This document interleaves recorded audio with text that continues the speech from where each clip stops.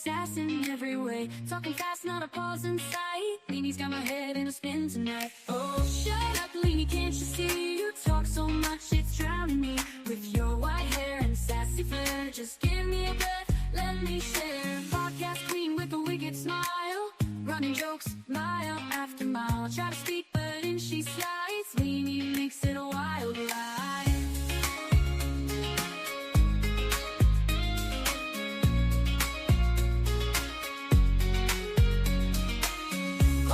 With a wicked smile, running jokes mile after mile. I try to speak, but in she slides. Leanie makes it a wild ride. Oh, shut up, Leanie, can't you see? You talk so much, it's drowning me. With your white hair and sassy flair, just give me a breath, let me share. Oh, Leanie, don't get me wrong, can't imagine life without your song. But girl, you've gotta let me in. This ain't just your show to win.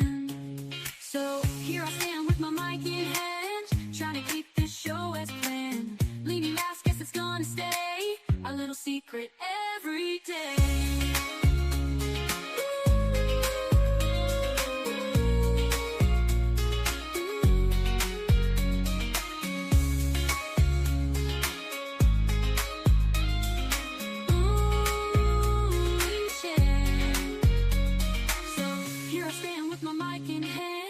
Trying to keep this show as planned. Leanie laughs, guess it's gonna stay a little secret every day. Oh, shut up, Leanie, can't you see? You talk so much, it's drowning me. With your white hair and sassy flair, just give me a breath, let me share. Let me share. Oh, Leanie, don't get me wrong, can't imagine life without your song. But girl, you've gotta let me. This ain't just your show to win. Oh, shut up, Leanie, can't you see? You talk so much, it's drowning me. With your white hair and sassy flair, just give me a breath, let me share. Oh, Leanie, don't get me wrong, can't imagine your life without your song.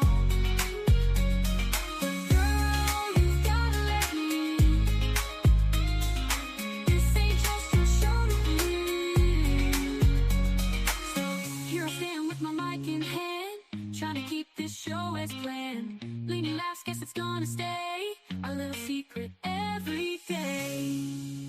So here I stand with my mic in hand, trying to keep this show as planned. Leanie laughs, guess it's gonna stay a little secret every day. Oh, oh, oh, oh, oh, oh. It started with a chat, just a few of us there, talking about life and the stuff we all share. From kids to chaos and the mess we make, we bonded over laughs and every mistake. From bad hair days to a joke or two, no topic was off limits, nothing taboo. We laughed till we cried, had each other's backs. A sisterhood formed in the middle of tracks. Sisterhood of the chat, we're strong and we're loud. From West Virginia, Liverpool, we're proud. From Texas to Australia, we've got the best. Lifting each other up, we pass every test. From the East Coast to the West, we cheer. From Indiana to New York, we're always here. From late night texts to early morning calls, we've been through it all, big and small. From talking fashion to the crazy stuff, we've got each other's backs when life gets tough. We send memes and pics of the day gone wrong and the occasional "can you believe this song?" We share everything, no secrets to keep, like a wild dream that we never want to sleep. Sisterhood of the chat, we're strong and we're loud. From West Virginia, Liverpool, we're proud. From Texas to Australia, we've got the best. Lifting each other up, we pass every test. From the East Coast to the West, we cheer. From Indiana to New York, we're always here. From Tennessee, where the music plays, to sweet tea nights and lazy days. From England's hills to the country roads, our sisterhood's a bond that forever grows. Sisterhood of the chat, we're strong and we're loud. From West Virginia, Liverpool, we're proud. From Texas to Australia, we've got the best. Lifting each other up, we pass every test. From the East Coast to the West, we cheer. From Indiana to New York, we're always here. Through the highs and the lows, we've been there. When the world feels heavy, we just don't care. We're loud, we're bold, we're a little bit wild, but always there for each other, with hearts so mild. Sisterhood of the chat, we're strong and we're loud. From West Virginia, Liverpool, we're proud. From Texas to Australia, we've got the best. Lifting each other up, we pass every test. From the East Coast to the West, we cheer. From Indiana to New York, we're always here. So here's to the sisters who make life so sweet. We've got each other, no defeat. From the chat to the heart, it's all the same. We're a sisterhood forever in the friendship game. According to Leanie, the eclipse is to blame. But truly the Lord brought us together, and we'll never be the same.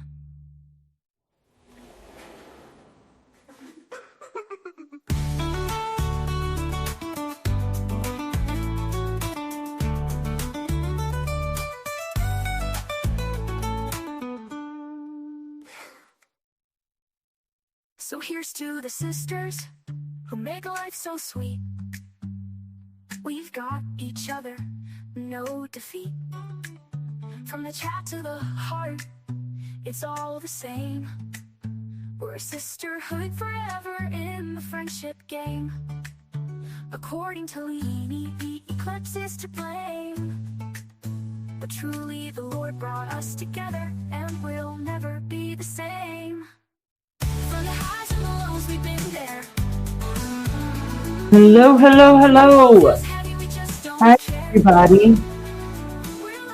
Good to see you. Thank you so much for tuning in on this late Wednesday night, early Thursday. How's everybody doing? So good to see all of you. I appreciate you being here. Let me try to get all of this moved out of my way. So, let's put, all right. How's everybody doing? So good to see everybody. Thank you guys for being here. Oh my goodness gracious. Wow. Okay. I'm a little out of sorts. And you know what it is? It's because I haven't had enough coffee. And I think I'm out of creamer, which is a total tragic situation in my house. But I've been drinking tea, English tea, if you will. But coffee's my go-to. But I felt like drinking some tea, some warm tea, because it's been cold in Indiana. Today's been like, I mean, it doesn't matter what the temperature is, even though I think it was in the 60s today. If it's kind of damp outside, like me, and it's cold. I don't know what it's like where you guys are at, but it's definitely cold. The dogs are in the background, guys. They'll settle down just a little bit. Let's take some roll call. Hello, MJD. Good to see you. RC's in the house. Hello, my friend. Coey Lulu. Good to see you, Sister Tashi. Look at here. All those bad Australians are coming in. Oh my God. Hello, everybody. Thank you so much for being here. Francois, good to see you. Good to see you as well. Jamie's in here. Man, it's so good to see some names I haven't seen in a minute. Possum, of course, didn't just give me the little dot to know they're following. God, I'll never forget that. That cracks me up. I don't think that person's ever come back either because we made fun of them, but I was really making fun of them. I was making fun of the whole thing. It just was funny. How can we help it, right? Carol, hi. Good to see you. Welcome. Most of the country can be wrong. I agree with that. Absolutely. Don't know what you mean by that, but I can agree with it. Let's see. Oh, he gives you a bad vibe. Are we talking about tomato hot sauce dude? That's what I call him. That Tabasco guy. Tabasco hot sauce. Billy Bly, hello.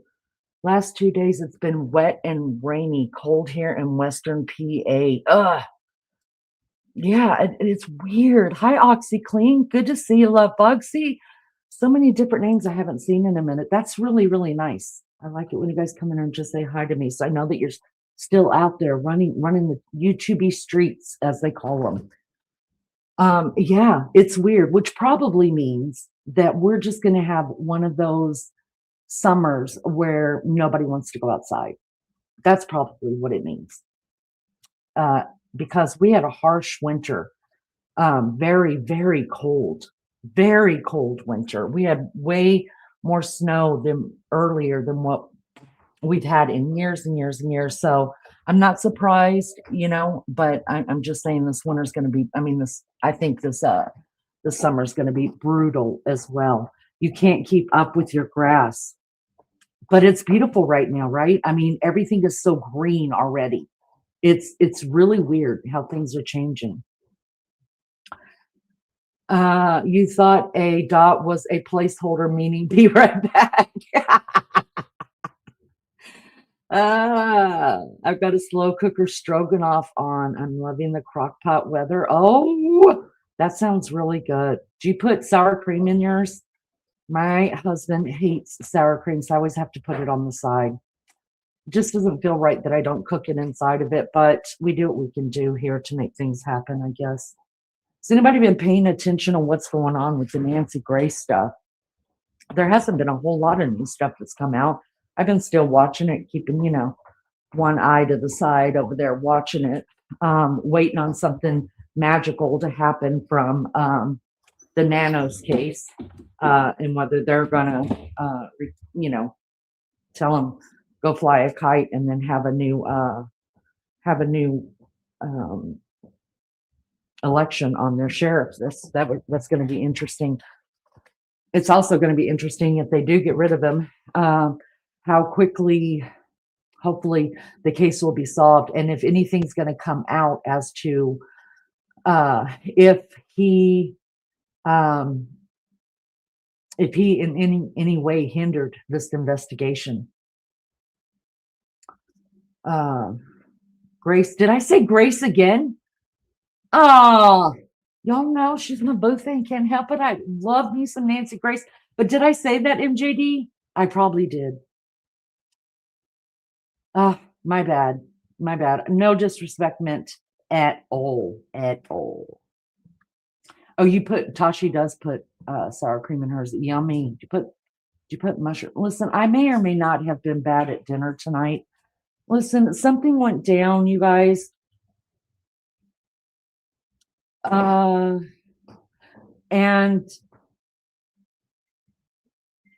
it's been a long time. It's been a long time since I've showed my ass anywhere, but y'all couldn't help it. I was so pissed off. I'm sitting there minding my own business. My oldest daughter, C, who comes in here from time to time, y'all know her. She wakes up in the middle of the night. She always checks to see if I'm on and says hi to everybody, and then she falls back asleep.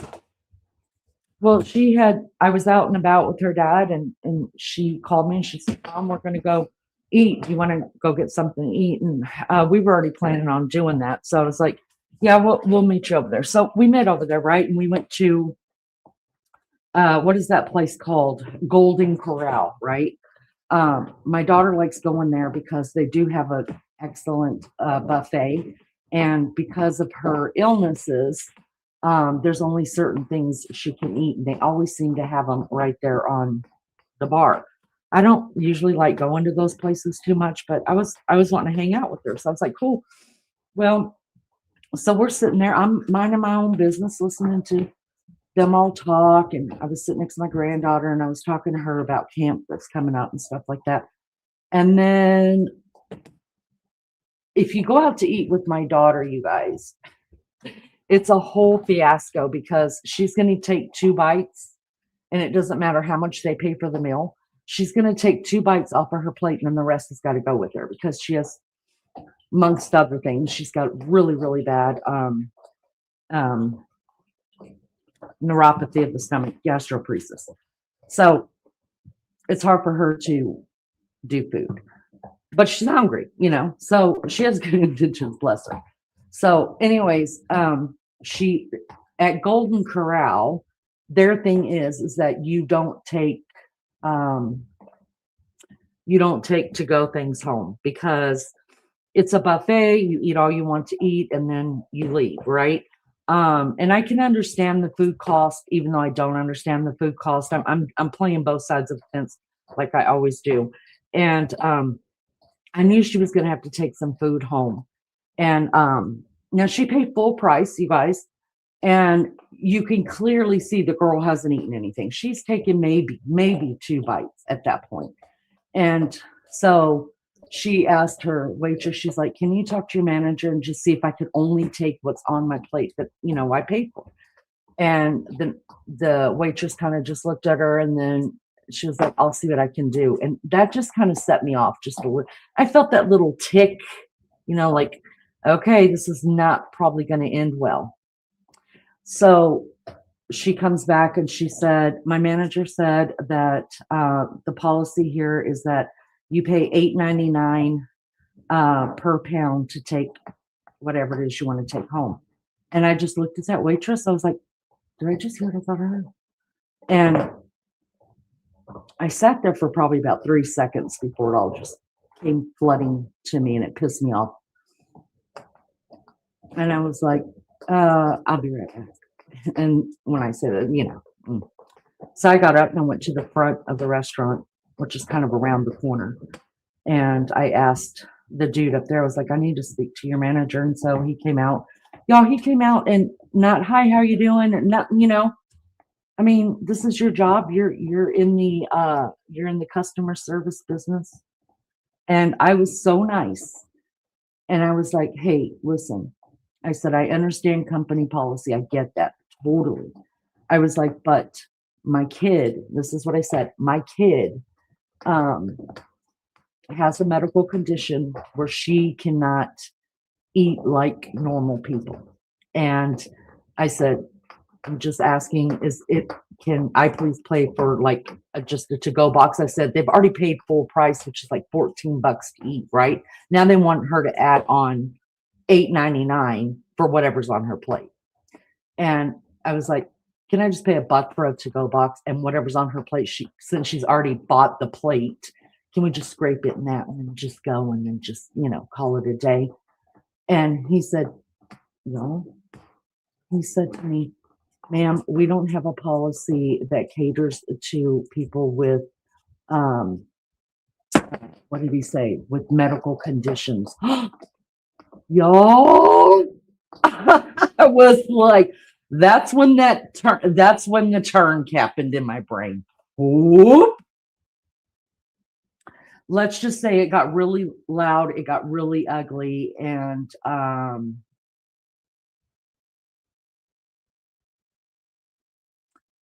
they took my daughter's meal off. So it's been, I felt terrible. I did, because it started over there. It ended up over into his office, which we had to walk into the dining room to get to his office. That's not my problem. You shouldn't have pissed me off. And then what he gave me was not satisfactory. And he said, do you have a receipt? And I said, my son-in-law has it at the table. And so I went and sat at the table, and then he came over there, and he knows everybody's looking because I'm loud. And so now he's, trying to make sure that all the customers think that he has just done the right thing by this situation. And I just really apologize. I was like, don't apologize. Go. Get the hell away from the table. Just leave, go. But y'all, I felt so bad. My beefcake was sitting next to me, and I just knew he just, but luckily, I mean, there comes a time and a place where humanity takes over. And I ran restaurants, and if somebody had come up to me, I'd have been like, are you kidding me? Of course you could take that home. And I understand that it's policy, but if my daughter's being wheeled in a wheelchair in there, you can clearly see. Annie took me to his office so I could see all the videos. I was like, oh, you got video. That's cool. Let's look it up and see if she's sitting there eating anything. So, and that's what I told him. I was like, I don't know how the hell you got the job you got, because you don't know anything about customer service. I said, we just bought 5 adult meals here, 5. I'm asking you just to let her take what's on her plate, because she hasn't been able to eat. That's it. I'm not trying to get over on you people. Nobody cares here. If he'd have just said in the beginning, we'll just comp the meal, ma'am, because I don't want any of the customers seeing me walk out and they think they can do the same thing. I'd have been like, I understand that completely. I understand it completely. I appreciate that. And that's all that would have been said. But he's like, we don't have a policy in place for those who have an illness that come in here and can't finish their meal. Bitch, she ain't even started it yet. Oh, it was terrible. It was terrible, you guys. And I did feel bad. I did. And I came home and took a nap and prayed and asked God to forgive me. But y'all, I just don't understand that. And I was like, you're throwing all this away, right? You're gonna just throw it away. And he's like, yes, that's our policy. I was like, fuck you and your policy. I said, you can fuck yourself with your policy. Oh, it was terrible. It was terrible. So it'll be a while. And I was like, look, everybody, the entertainment here was free. Enjoy your meal. I'm out. But anyway, so there's that. That's how dinner went here. But the good news about getting into I don't like to go out to eat, not because I can't control myself. I control myself just fine. Don't fuck with my kids. Or anybody, if I'd have seen you sitting next to me and I thought that was an injustice, I'd have been all over their asses still. You just don't do that to people. It's just, God, it infuriates me that people are starving in this world and big buffets like this are supposedly throwing away all this food. We got people living on the street that are hungry. You got to be fucking kidding me. It's annoying. Anyways, let me get off that because I could just keep going. They piss me off. But anyhow, back to this Nancy Guthrie thing. So I've been keeping my eye on the side of the Nancy Guthrie thing, and a whole lot hasn't come out, you guys. It just hasn't, and I don't know what to think. I don't know if it is because Sheriff dumbass messed up the case so bad in the beginning that any kind of evidence that the FBI could have gotten is gone. Besides, we do know that the FBI did get a piece of hair. They said that they've got hairs that they ended up sending. Do you guys remember in the beginning when all this happened? Like, might have been the second week when this happened, and the FBI was like, look, we would like to send the evidence over to Quantico and have them test it. And then Nanos pitched a bitch. Do you guys remember that? Hi, April. Good to see you, love bug. And he pitched a bitch and he was like, no, we've always used these people and we're going to continue to use people. And I don't want the evidence separated and stuff like that.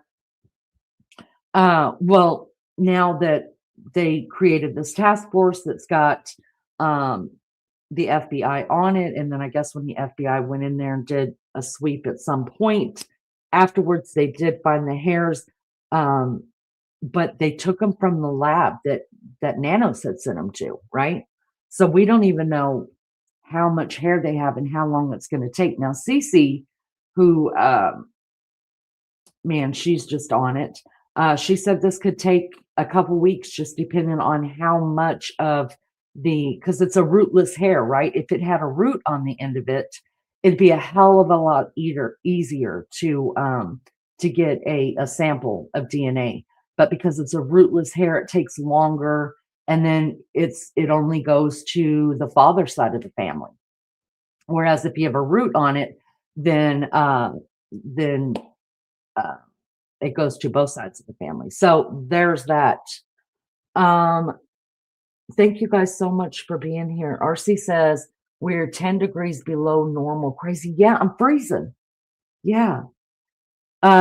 Was it green hair? I don't know if it was green hair. I don't know. But the other problem is that, yeah, I mean, it's hair, right?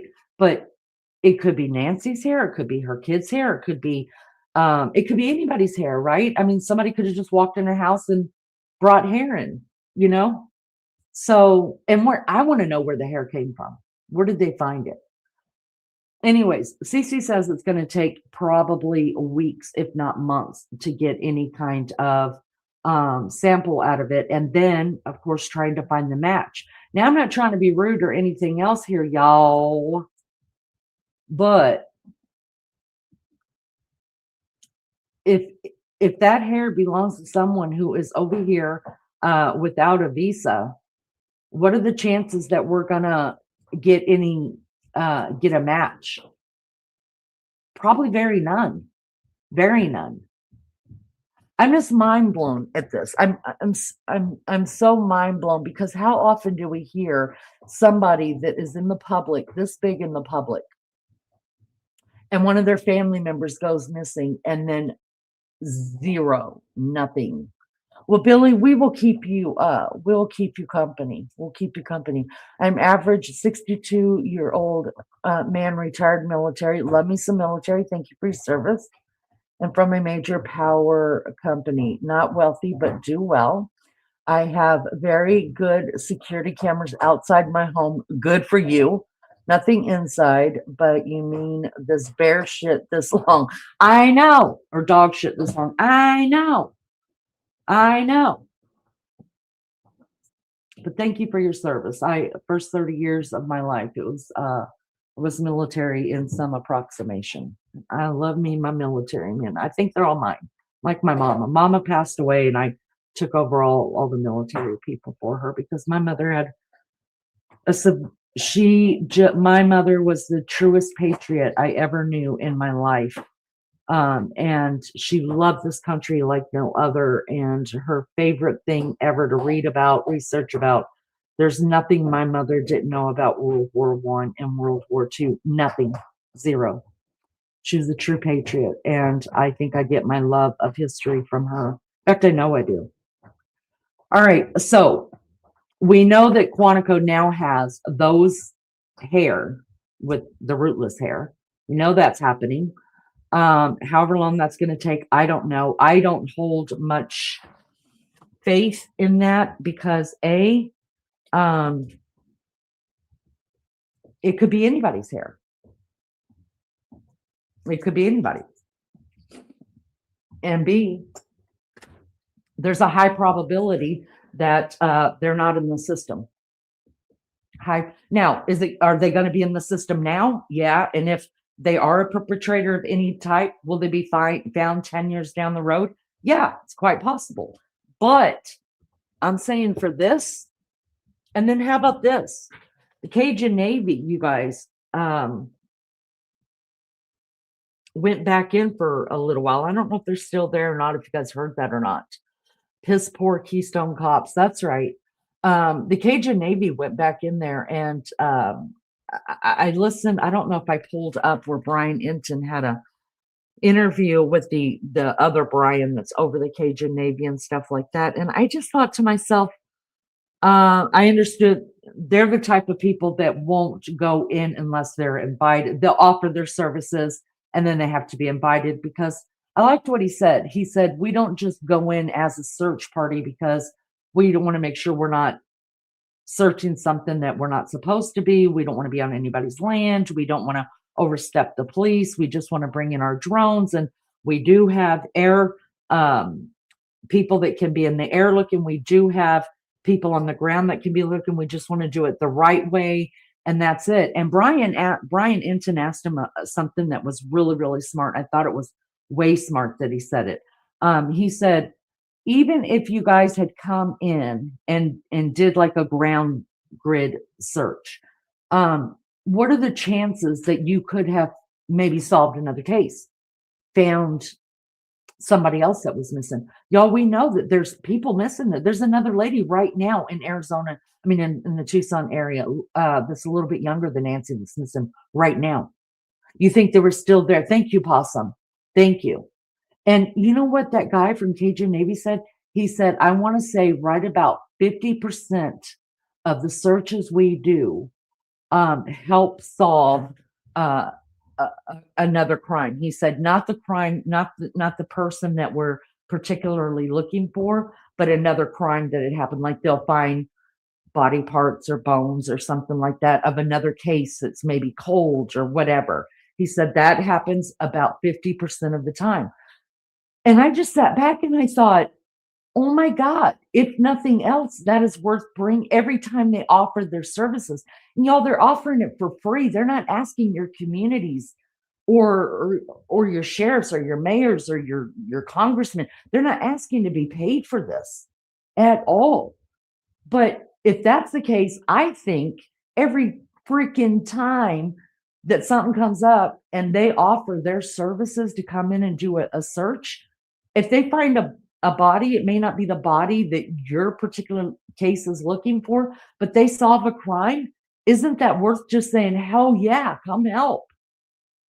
What are we thinking? See, you guys, that just makes me think that Nanos knows there's more out there in that fucking desert because it was up to him. He was the one leading this investigation.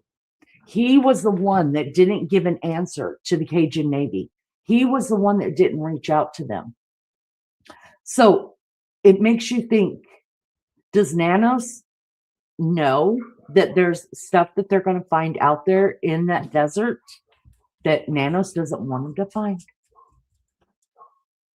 I ain't trying to be the bearer of bad news, and I'm not trying to throw more shade or whatever. I'm just calling it like I see it. I mean, if these people have that good of an average that could come in and they could do grid searches and that they solve crimes, you know, it may not be your crime, but it's somebody's family they find, and it's not going to cost you a dime. I'd have been like, let's go, bring them in here. Y'all get them some lemonade out there in that desert. Let's put some tents up for them. You know, come on. So when I heard that, I was like, that motherfucker. How are you going to turn down that kind of offer that they could come out there and work that case and maybe bring somebody home? Somebody, a kid that's missing, and you say no, or you don't even have the respect to reach out and say thanks, but no thanks. What's up with that? Hey, June, good to see you, Miss June. Hopefully you're well. Billy says, I remember during Hurricane Katrina that Cajun Navy were very unique and badasses. Yeah. And then, I mean, just as recently as having all those floods, how many people did they find in those floods?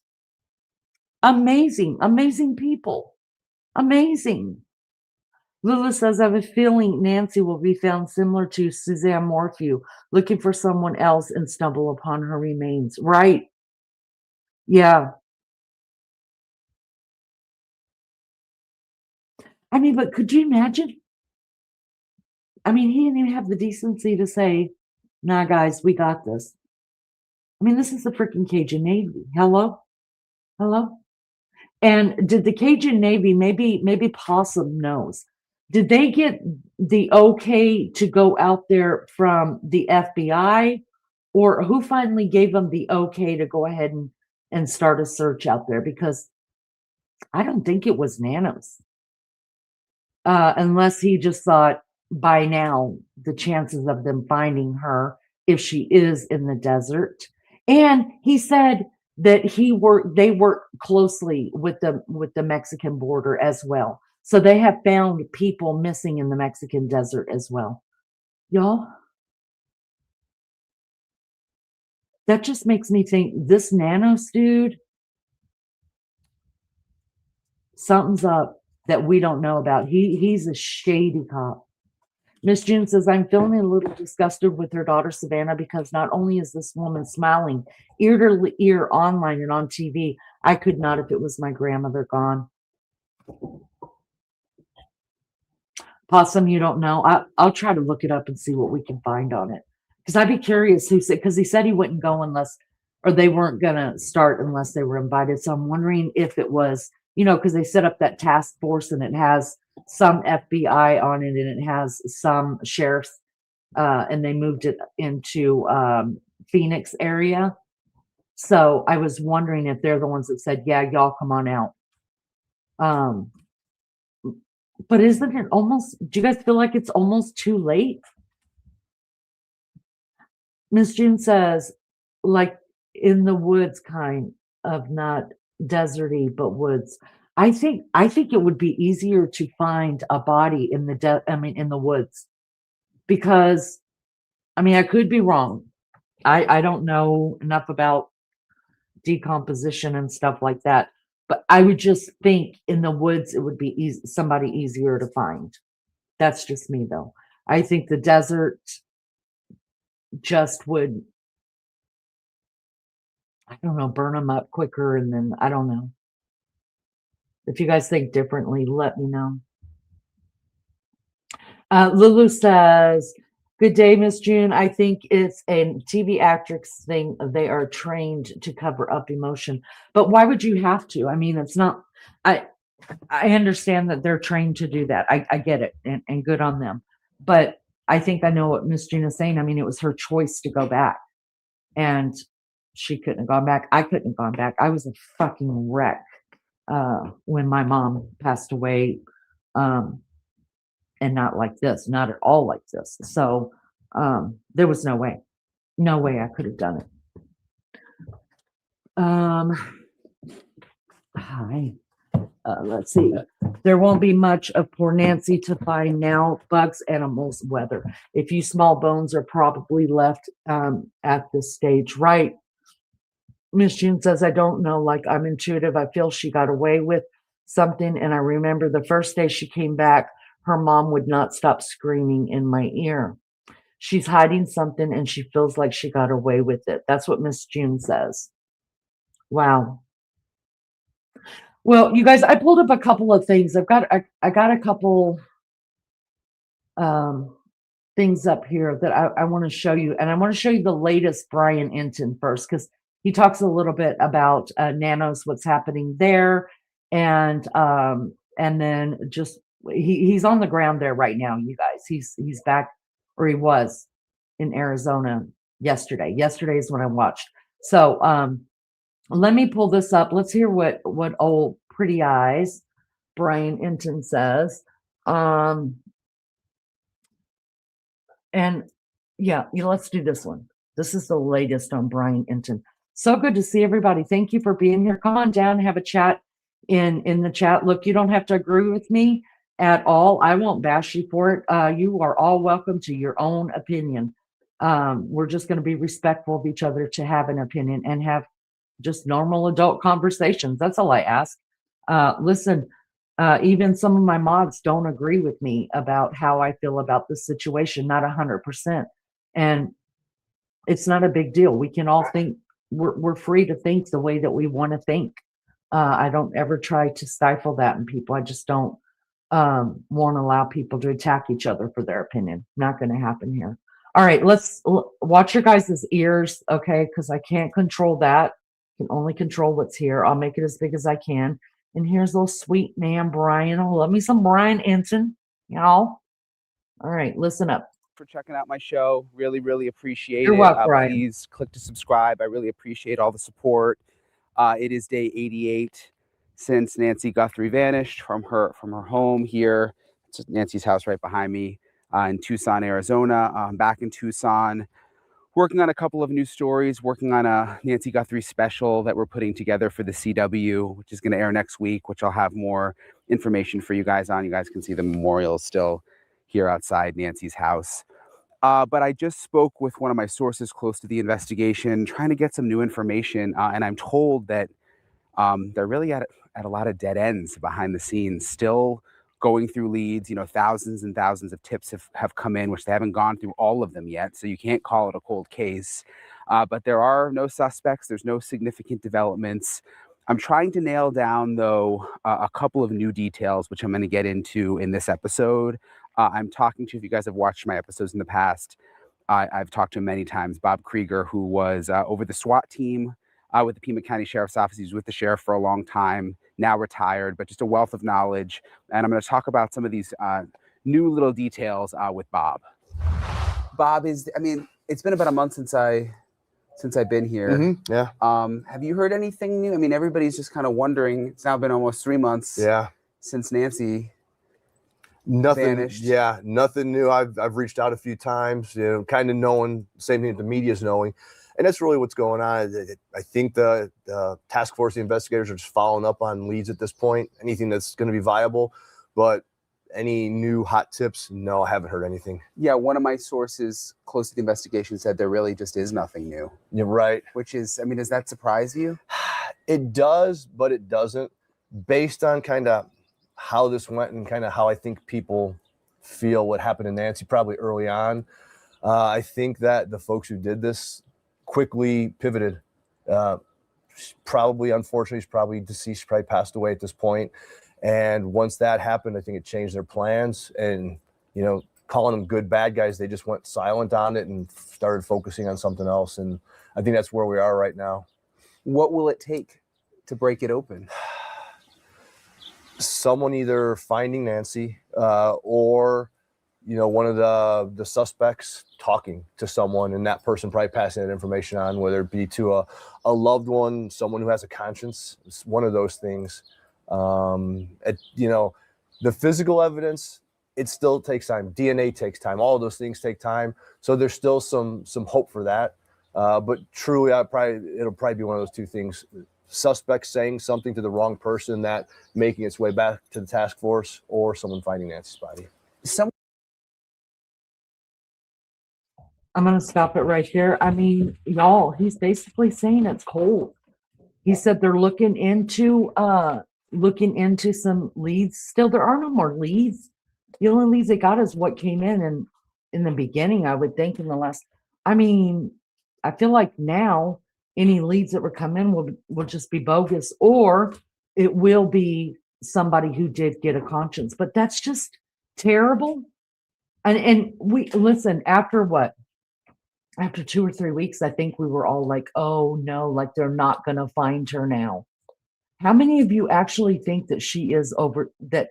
I believe she's deceased. Okay. I believe that she was deceased the first week, maybe the first day, probably the first hour. But how many do you actually think that her body is over in the Mexican, in the Mexican desert? I think it's there, you guys. I've always thought it was there. Always. Miss June says, I forgot the guy who's on that channel. He's been in Arizona and in Mexico as well, trying to find her, put flyers up everywhere. He's like really doing a job.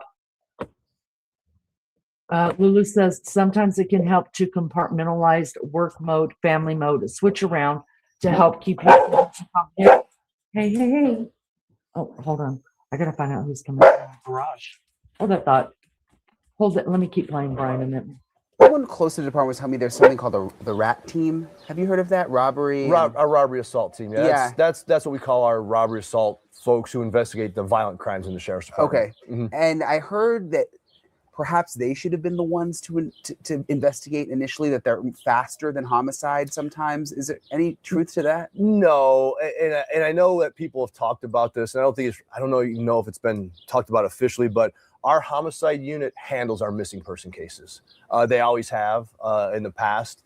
So to think this would have been a robbery assault case early on, no, I wouldn't have expected that from any of them. You wouldn't have expected them to be called in? No. Now they might have. I'm sure that there were robbery assault team folks there helping out just because of the manpower they had thrown at the case. But the primary investigators, once they determined it wasn't, you know, a missing person or a walk away where search and rescue would have handled it, then it's always going to go. A missing person cases in the sheriff's department always goes to the homicide unit. Since I last talked to you, I've been interviewing like all these retired FBI profilers. You know, there's like. All right, let me stop that right there before we get into the profilers, which is a really good job. But you guys, listen, profilers aren't the ones that are out there, you know, and we have profiles because these people are being studied. What happens if this totally turns out to be something way different than another thing that just needs to be studied, that's going to put out another type of personality?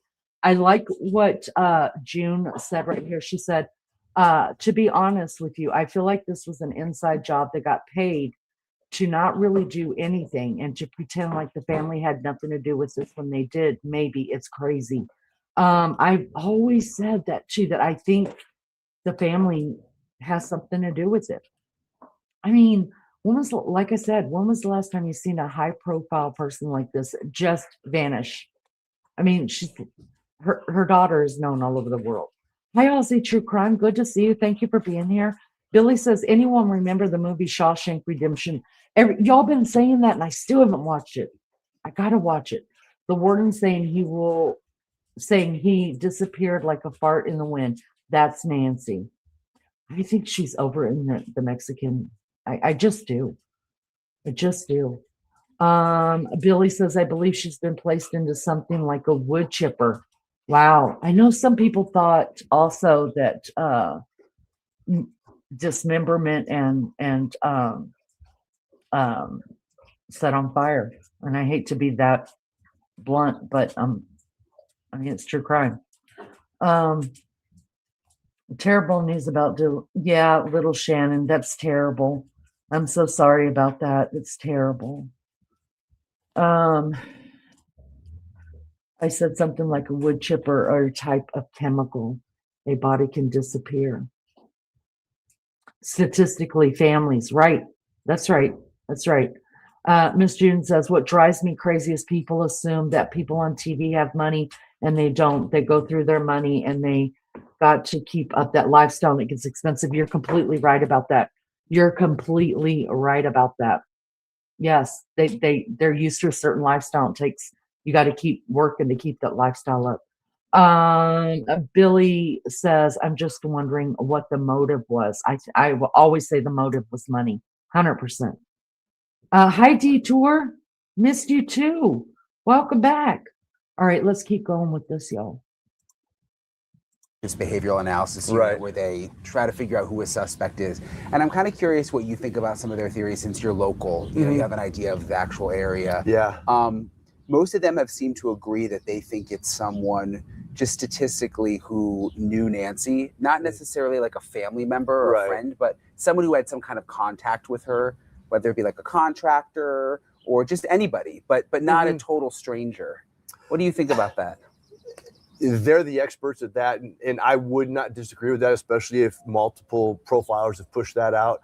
I've always thought it was someone who was focused on her for whatever reason, whether it was they knew her, knew of Savannah, one of those things, but that wouldn't surprise me at all. Do you think, and this is another thing they brought up, that it could not even be a ransom, that could have all just been sort of a cover-up? If you have a dog who follows you to the bathroom, then listen up, because it might not mean what you think it means. See, one of the things about being a dog behaviorist and having worked with thousands of dogs is I can pretty much talk dog. I think so.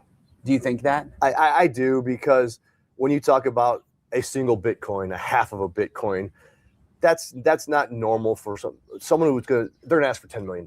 That's kind of just how I think that would work. And I think that something happened early on with Nancy, and that was a part of their pivot. Let's throw that out there to try and get these folks off our scent, our trail, or whatever it might be, and just move on from there. What's the latest with the sheriff situation? Because I know the Board of Commissioners basically demanded he answer these questions. He responded and answered. Is there... All right, before we get to Nanos, let me jump into chat really quick. Miss June says, sometimes the motive, sometimes the motive could be just that they want money and it has nothing to do with anything else. Also, she was probably being difficult. They might have had a really good relationship, but when you don't have to live in the flashy house or anything like that, even with a simple house, and they could have got into some hard times with travel credit on private jets, going all sorts of places. They got caught up. Someone has an addiction to, gambling, what that might. Well, a lot of people are saying that tomato hot sauce dude absolutely did have a gambling problem. So, I mean, that's never been put out to the public that I know of. It's just something that people have even told me in this chat here. I don't flash money or cars, just live simple. I love simple living. Dogs are my shout out. Mine too, girl. Mine too. And I love every second of it. Note to self, never tell kids how much money I got. Billy says, remember Savannah's husband worked directly for the Clintons for many years. Over 114 people died mysteriously under the Clintons. Right. Then there's that. Exactly. Exactly. I've said all along about the ransom. The ransom never made any sense to me. I've always said that I thought the ransom was just a hoax. It was a thing to give them more time for something. I don't think the ransom meant nothing. Nothing. All right, let's keep going and let's get into, Sheriff Bananas. I don't know, dude. What happens next there? So it's my understanding that he had 10 days to respond to the answers under oath. It's my understanding that his responses were not a sworn statement. They were not under oath. So in my opinion, he kind of, flipped his nose at the Board of Supervisors. So now they will go on to the process of the next step is they will have to, vote amongst themselves if they want to attempt to remove him from office. And I don't know the ins and outs of the statute that they're working under, but that would be a decision by the board members that would say, there's a lot that has gone into this. There's a lot of things that, in my opinion, the sheriff has done wrong. And factually, he has absolutely failed as a leader. He's lied under oath. He has shown through independent investigators that he expects his commanders to violate the code of ethics like he did. That is fact. That's not my opinion. He used his position in government for political gain. Again, not my opinion. That's fact. That was found out. So these are the things that the Board of Supervisors has to take into consideration. And did all of that affect the case with Nancy? I'm sure it did, because that trickle-down effect, hearing those things, it's okay to violate the code of ethics. It's okay to use my position to push people down. Heather Lappin and Aaron Cross and a few others who were pushed into positions that really neutered them for the rest of their careers. That affects everyone within the department. So I hope that the Board of Supervisors has the professional courage to do what's right.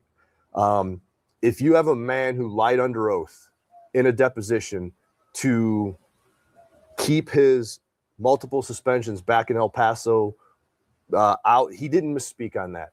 Brian, if I asked you, how many times have you been suspended from your job? What's that answer? Thankfully, never. Me either. Yeah. That's not a question you have to think about. Yeah. That's a question the answer to just like that. And I challenge anyone to ask a friend, a neighbor, a coworker, how many times you've been suspended? The answer is usually 0. If the answer is 8 and you say never, that's a flat out lie. That was in a lawsuit. There is no way to come back from that.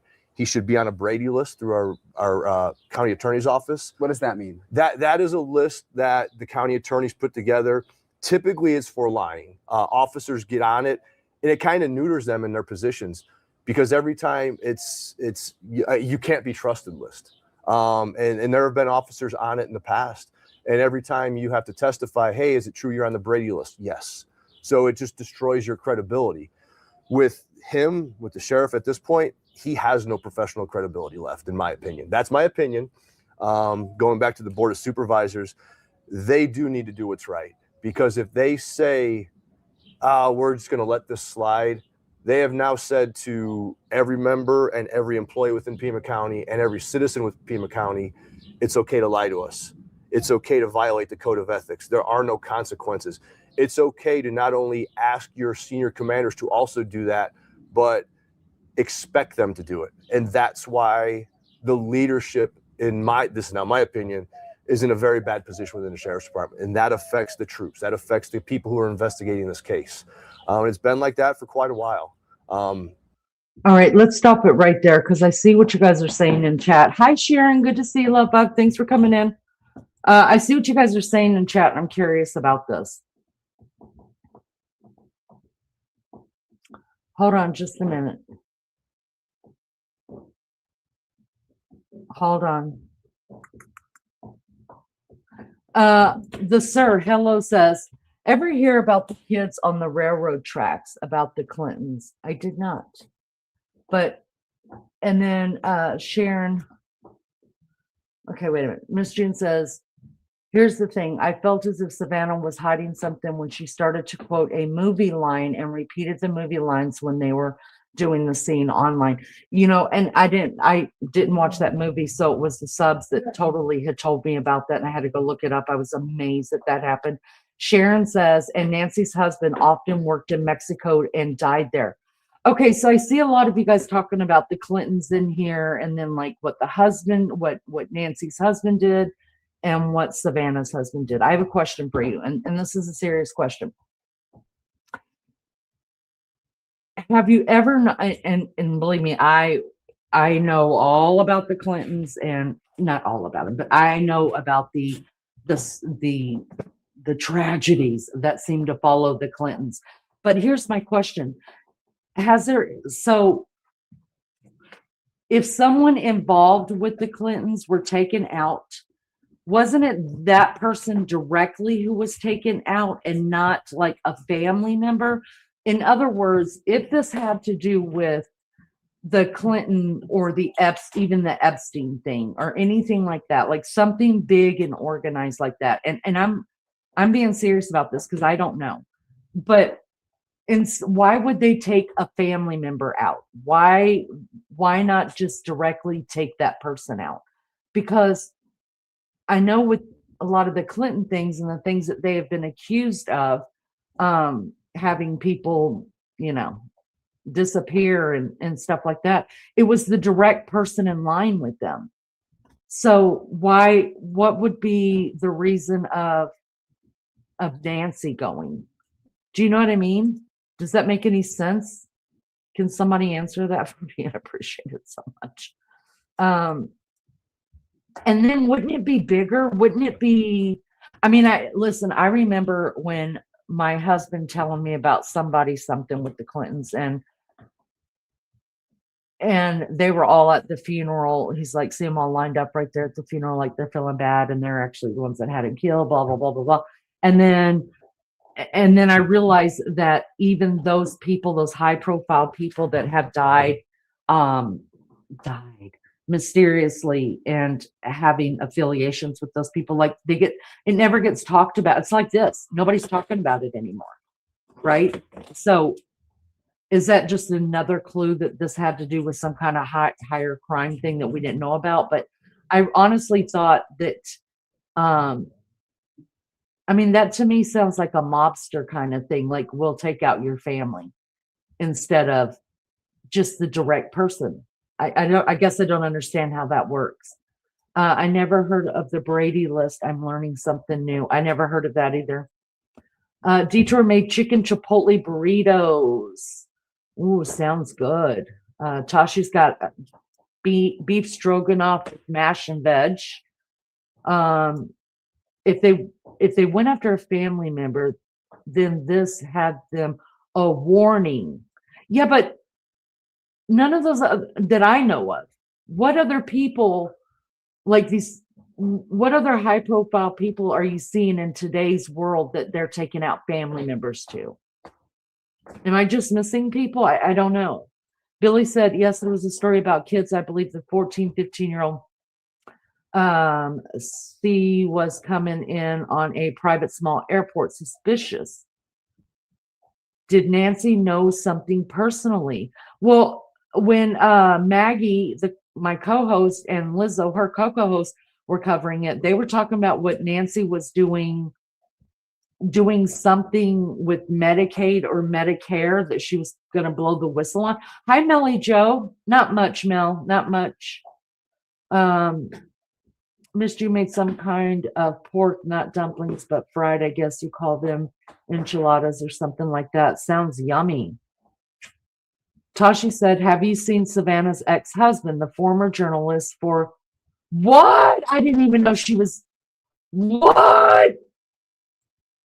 Okay, I didn't even know about that. I didn't know she was married prior. No, shut up. Chicken Caesar salad for the Aussie true crime family. Rihanna supposedly to testify something against somebody and almost took her out. Her whole damn family went to call this woman crazy. Yeah, but so if she went to testify though, she is a high profile person. They didn't touch her family. So I guess that's what I'm not understanding. Like, if this was some kind of high profile crime where it had to do politically, or if it had to do with those social things going on, why wouldn't they just take I mean, has Savannah Guthrie's husband actually quit his whatever he was doing? Do you know what I mean? Like, has he let go of some of the clients that he was doing his job for? Has it made a difference in his life? Billy says, I don't want to change the subject, but the Billionaires Club, John Benet Ramsey, I believe the family was pimping that little girl out. It had something to do with Epstein. I didn't know Epstein was around that long, but I don't know. I don't know. That's just too sad to think about. And about 6 months prior to her mom coming missing, she did a podcast speaking of her ex-husband for the first time. What? I didn't know that. Nuh-uh. Wow. I'm going to look into that. I did not know that. They actually tried to kill her and her family because they were in the driveway at the time when a shooting was going on, and some of the family members were in the house. Gotcha. Okay. Melly Joe is making pie and chips. Lizzo has looked into the ex. She knows more than I. So, okay. No, I don't remember hearing that. Mark, let me write that down. Is that his, hold on. Is that the name of her ex-husband? Mark Orchard? Is that her ex-husband's name? Because that doesn't sound Middle Eastern at all.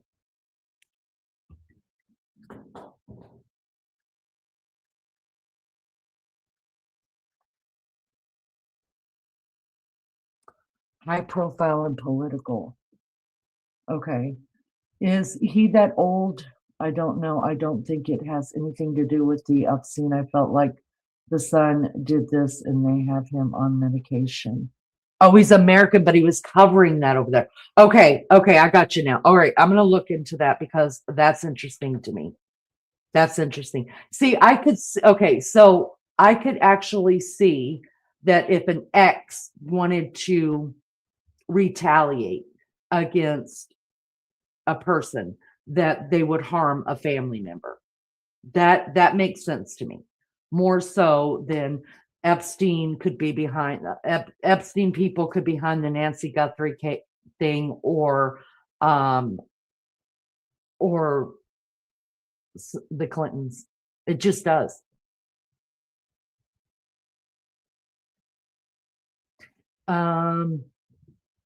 All right, so let's keep going with Brian Enton on the Nanos thing, what he thinks.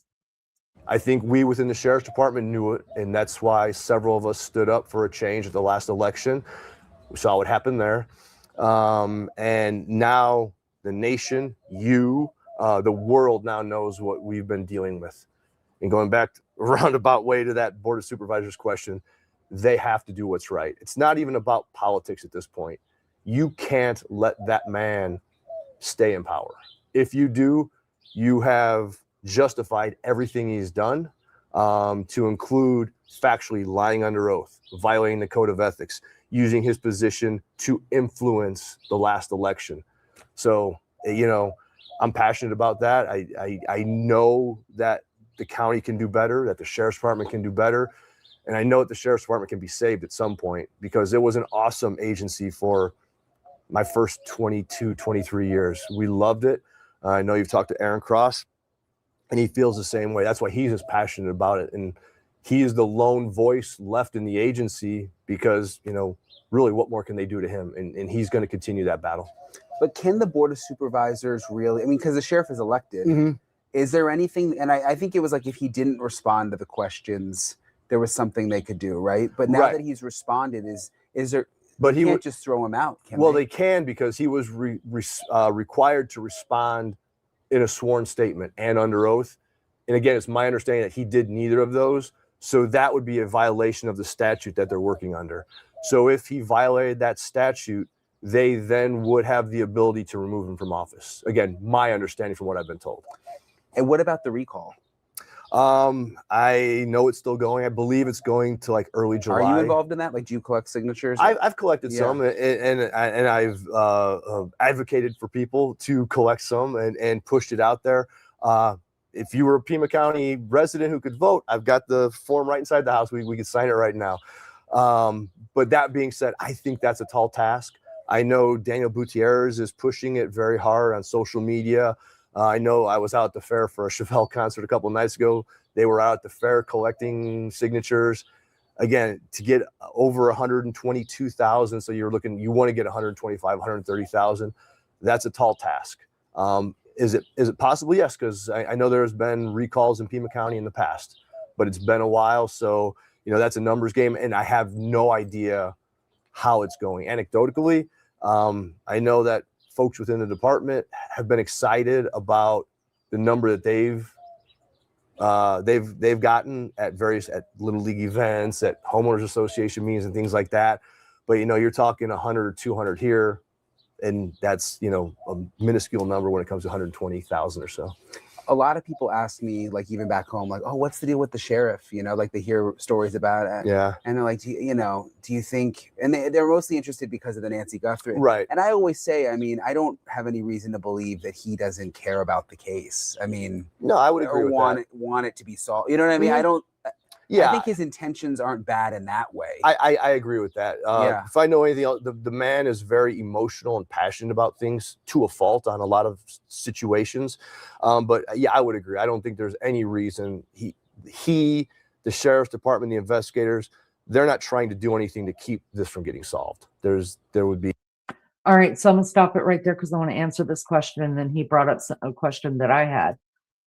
So what is the count on the recall? He did not give a count on the recall. Maybe Brian will later. But they've got until July, I think, to get the recall done. What recall? So they need 122,000 signatures to get a petition for the sheriff to be recalled. In other words, for them to get Nanos out of office and have another election. Let's just be honest. Even if this wasn't going on and with the Nancy thing, the sheriff was elected fraudulently by his own doing. So there's that, and really you can't have that kind of. And I noticed, listen, his very first presser that he did on the Nancy Guthrie case, you guys, I was bowled over. I was in shock at the incompetence just watching him in that presser, thinking there's no way that this guy's a leader. There's no way. And then all the other shit came out. Tasha says, damn, if I were at a concert and got asked about politics, I'd lose my shit.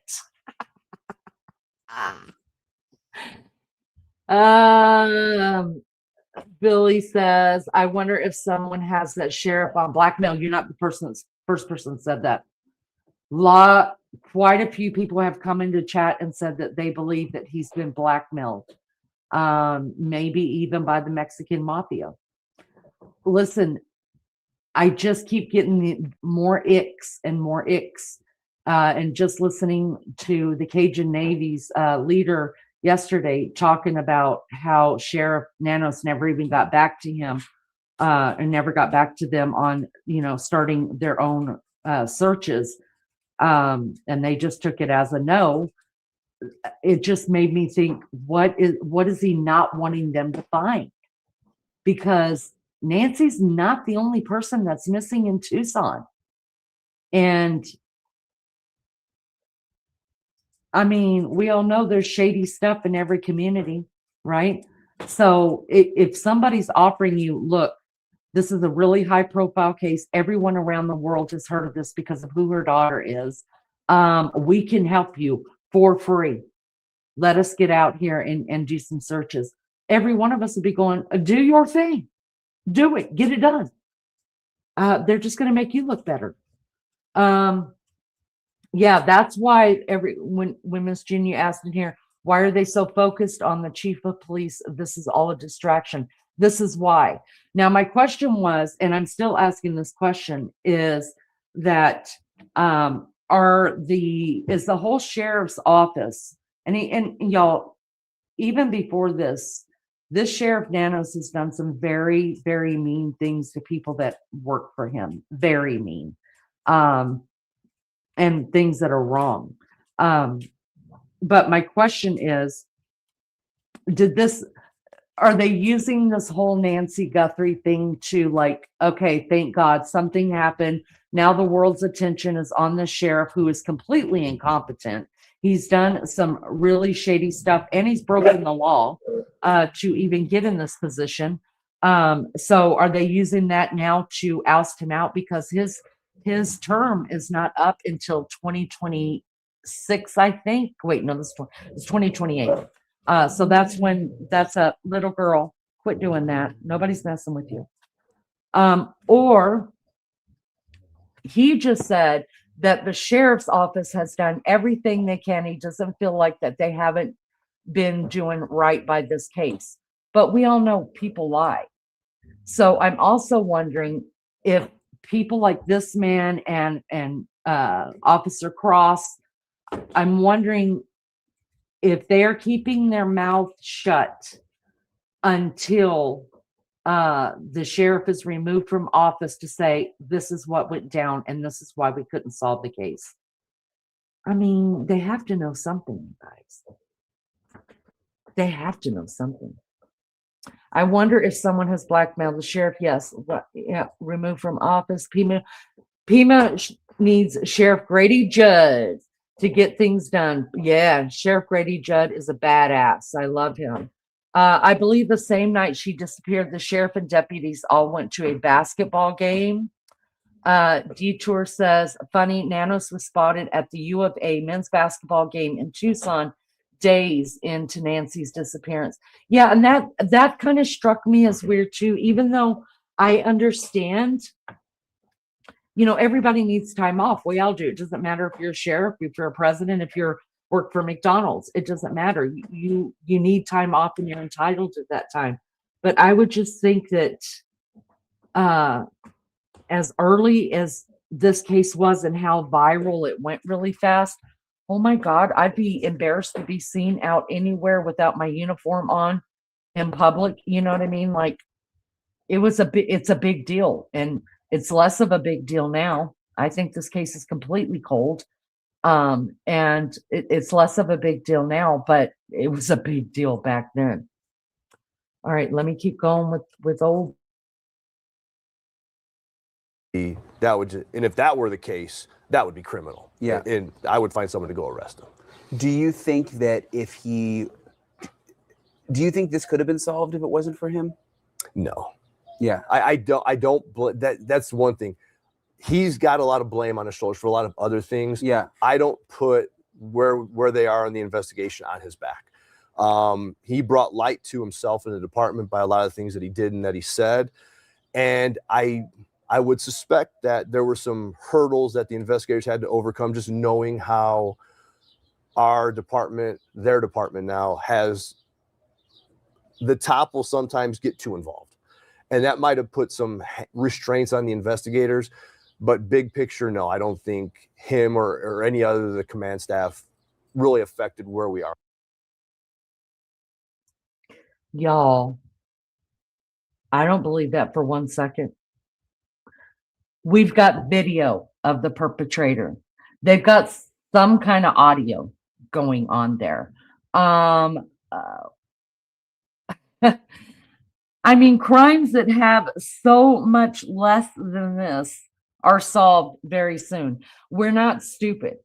And I don't know if he thinks by saying, even if Sheriff Nanos wasn't over this, they wouldn't be any further in the investigation. Well, then he's a fucking idiot too, as far as it goes, him being working for the sheriff's department, because every one of us know that map is still sitting outside the door. So they didn't collect that. Everybody knows that there wasn't enough DNA done on the blood that was at the front door. Everybody knows that they released the crime scene 3 times. So if you could sit there and say, oh, No, he's got enough on him. Like, we did do everything we could do. This was all done right. It's just circumstantial now. Then he's no better of a cop than Barney Fife was. I don't have any kind of degree in any law enforcement, and even I know to collect a fucking map and to collect everything that I see the perpetrator touch, because it could have a spit on it. So Jude just lost complete credibility by saying that to me.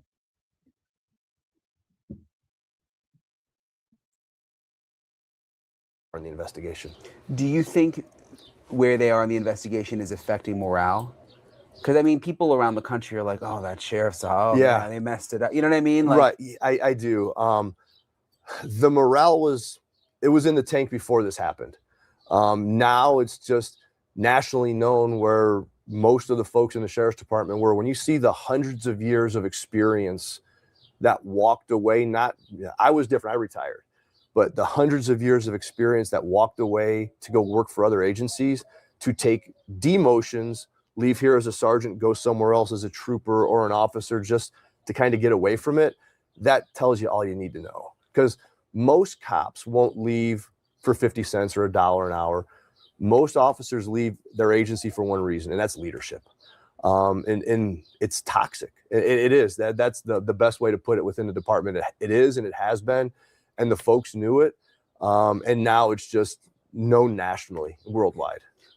With the no confidence vote, like 100% no confidence, I just always think back to like if where I work, everybody voted no confidence in our boss. Is he okay? You okay, John? We're sneezing a little. My dog is a little bit. If everybody voted no confidence, it would be kind of awkward at work. Like, oh, absolutely. You have to like talk to your boss and everything, and him knowing that you all vote. Is it like that?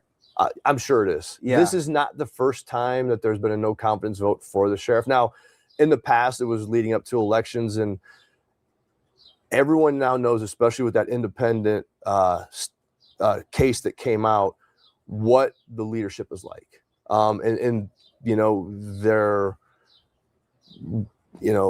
their leadership, by call it bullying, call it you'll do what I want or your career will go nowhere. When people see that, how could you want to go to work? When you know that you are either limited in your career if you have a free thought, and if you don't, and support's not the right word, because we should all be fighting the same battle. They should all be fighting the same battle for the right and wrong of society, for the good, for law and order. But when you know that you absolutely are limited if you don't fall into line, that's the term that they use.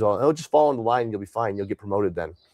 When falling into line has to do with compromising your integrity and your morals, the big picture wins out. And I think that's why a lot of those folks left the department. I don't know if you saw that Fox Digital actually got these Mike Ruiz. I don't know if you know Mike Ruiz. He's one of the reporters. Yeah, he's a good guy. Yeah. He is. I've done a thing with him. Okay. We're planning on doing something next week. Okay, great. So he got these emails. Did you see them about the reality show? Like he got like 300 emails. I did read about them where it talked about the back and forth and the changing of supervisors and that's things right. like that. And that was probably the most interesting thing, that they actually said to one of the reality show producers, like, "Oh, we've had some changing," and it goes, which stuff you've already been telling us for a while, that the top homicide people, cold case, the experienced people were moved out. Right. But it's kind of interesting that that's now in these emails from even before the Nancy Guthrie. Exactly. And again, it just goes to kind of the narrative that this isn't new. Most of the folks within the sheriff's department, and quite honestly locally, knew this was going on. If you look at the numbers of the last election, for Heather Lappin to only lose by 481 votes, and it should have been 30 or 40,000. So there was a big shift of what's going on, a big shift of voters even in the last election. And now I've heard, again, anecdotally, Supervisor Hines has talked about it. People are like, wow, I just didn't know. And I will never blame the voters, because a lot of people just vote their party lines. That's just how it is. You don't have the time, you don't have the effort to really get involved in each individual election. But I think when it comes to sheriff, because it is law enforcement, that affects everybody.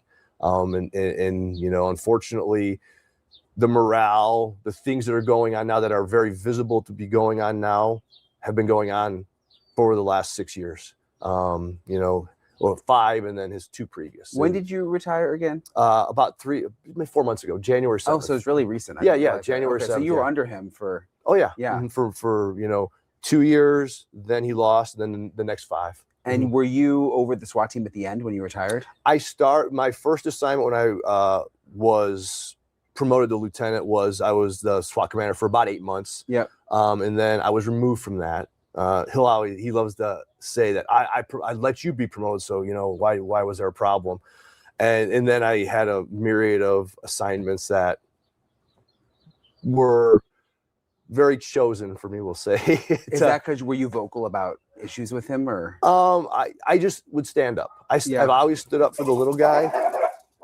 I always stood up for the little guy, and I did support Heather Lappin in the election, but very professionally.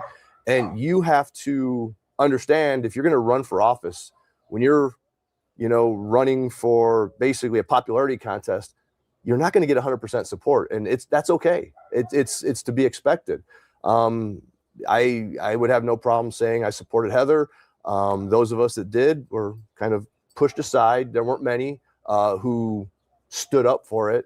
There were others who were behind the scenes, kind of low-key supportive, and there was a lot of that, but they knew they couldn't because they weren't at 25, 30 years of their career. They knew they had another 5 or 10 years, and if they're even at a sergeant level, they know if they want to become a lieutenant or if they want to proceed past lieutenant, which is nothing but, hey, there is no process beyond lieutenant. You are asked to become a captain. You are asked to become a chief. And that's the way it's set up, which I guess it's fine, but there's not even an interview. Like, hey, do you even want to do this? It's like, hey, you're one of us now. So there's some soul selling that goes on there. What did you think about the reality show in general? Was that happening while you were there? It was. You know, I didn't watch much of it. It is what it is. For whatever reason, they wanted that desert law out there. And it's cool. It brings a little light to the sheriff's department. It's not the first time, you know, cops was ridden with the agency. There's been other small camera crews out and things like that.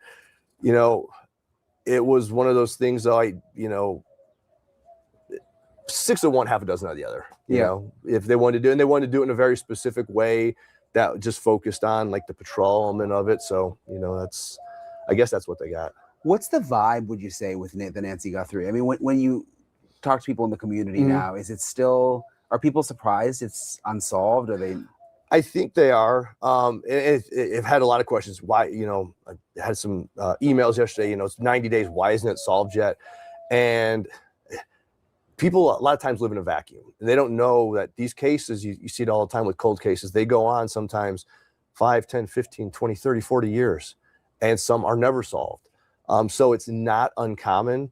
This one is a little more unique. It's just so much more high profile than, you know, you go back to the Lindbergh baby. I imagine back in the 20s and 30s when that happened, there was no internet, but it was very high profile. Yeah.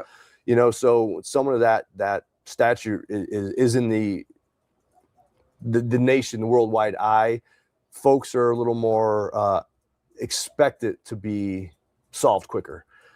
There's not a magic pill though. There's not just something that says, hey, let's solve it today. You know, and that's just how it goes. You know, the guys and gals who are investigating can only do so much. And, you know, beyond that, you also have to think with what they're doing, it has to be done the right way. It has to be, you know, all their search warrants and follow up and questioning, because ultimately their goal is still to find someone, arrest someone, and then get them convicted. So you're always thinking about that as you're doing your investigation, whether it's now or whether it's in 5 or 10 years from now. We need to do this the right way so we can get that for the victim, for the victim's family, get that closure that they want. And we see it. Look at the Bilbo Beach killer, things like that. Yeah, let's stop it right there and talk about that just a second. So I have thought about that a lot. And y'all, you know, I'm morbid. I'm looking at I go back in history. I look at all these crimes and stuff. I just can't help it. And you think about like the Lindbergh case and different cases, and it just seems like bada bing, bada bang, bada bat. and it's done, right? Like they got their man. And I just think, today we have DNA, we have this, we have surveillance, we have that.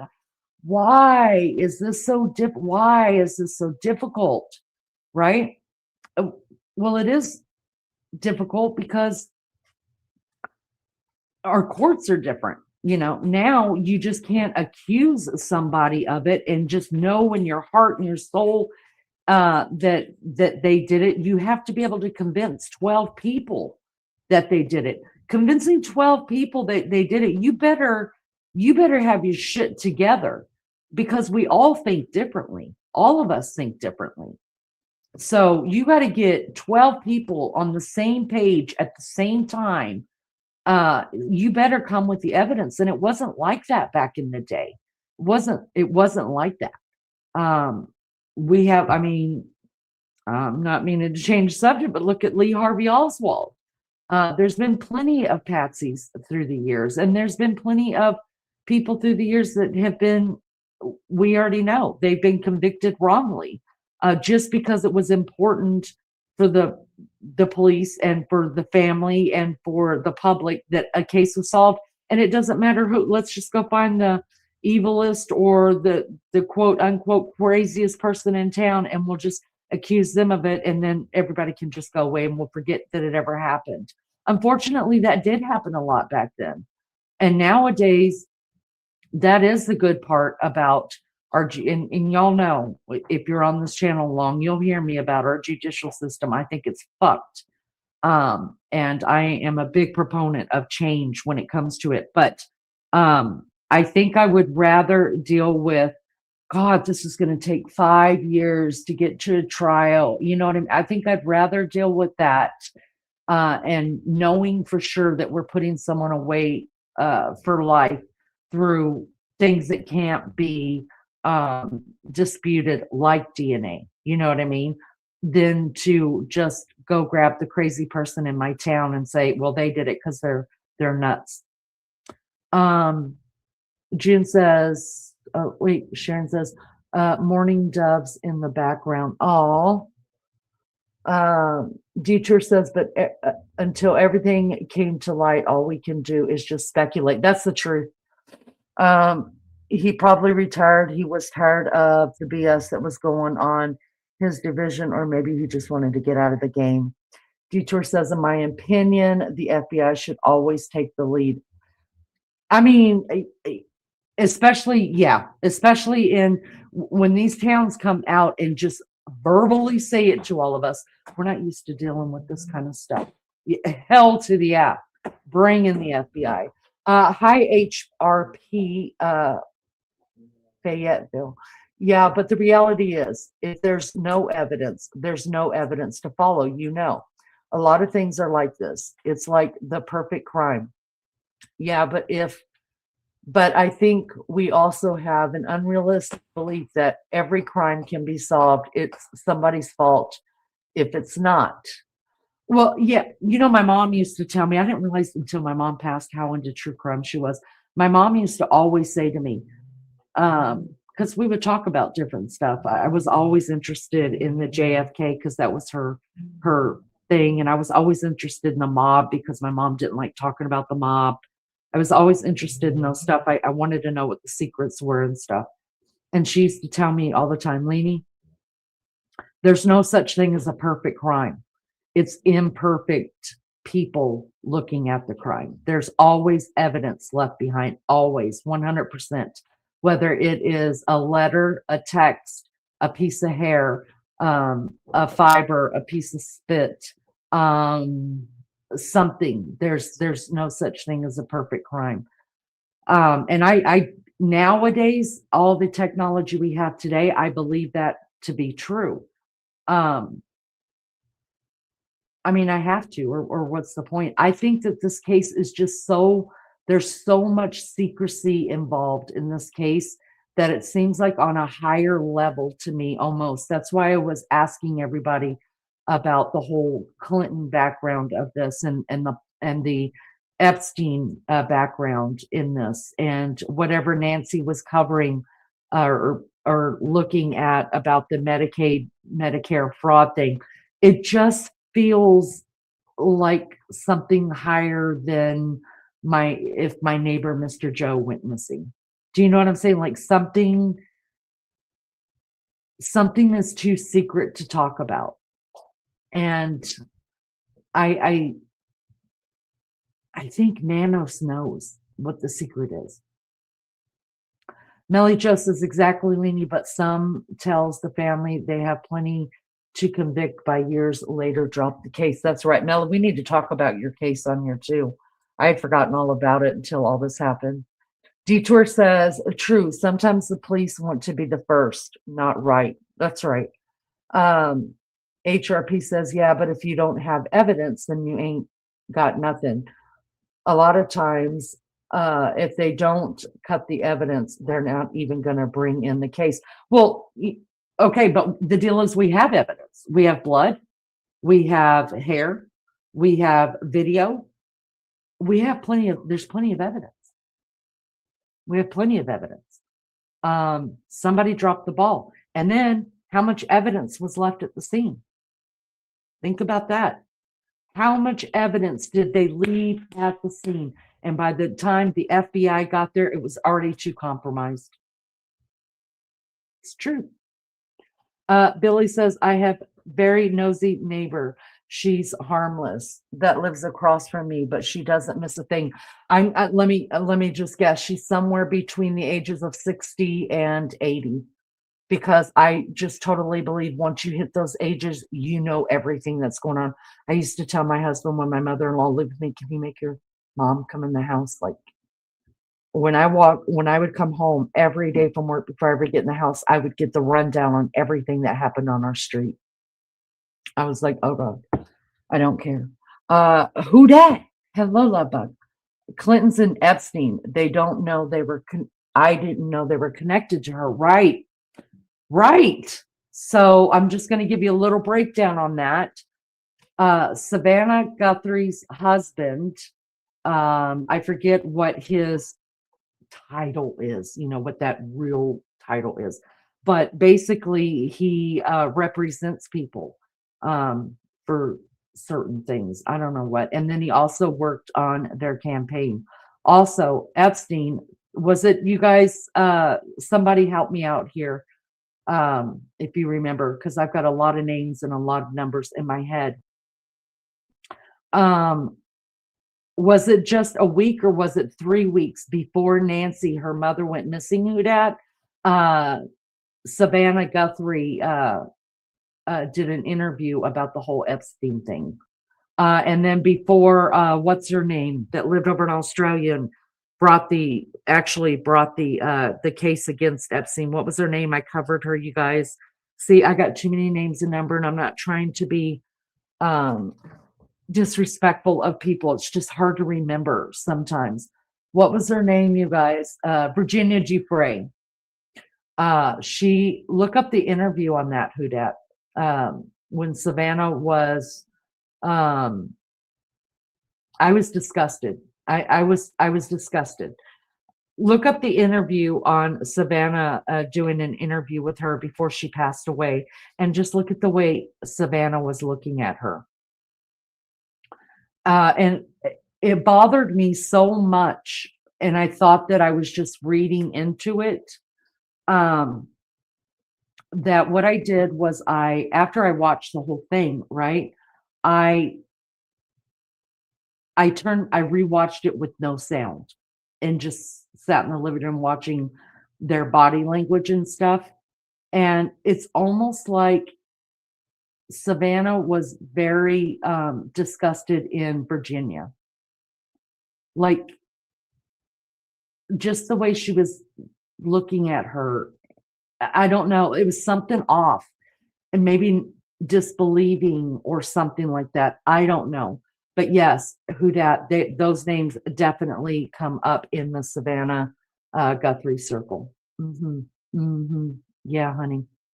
All right, let's keep going with this. I'm almost bored with it.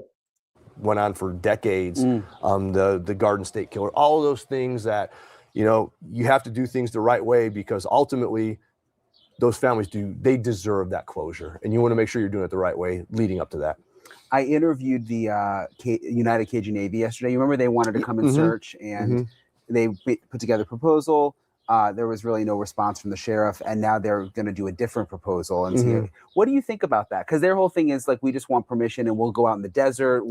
And he actually told me yesterday, most of their cases, they end up finding things unrelated to the case that they're looking for, but it's something important for another case. Yeah. I mean, do you think the sheriff, they should engage with them? It can't hurt.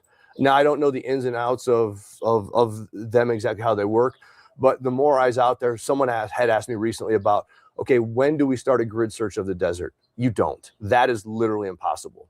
It would take thousands of people, thousands of years to just search the desert.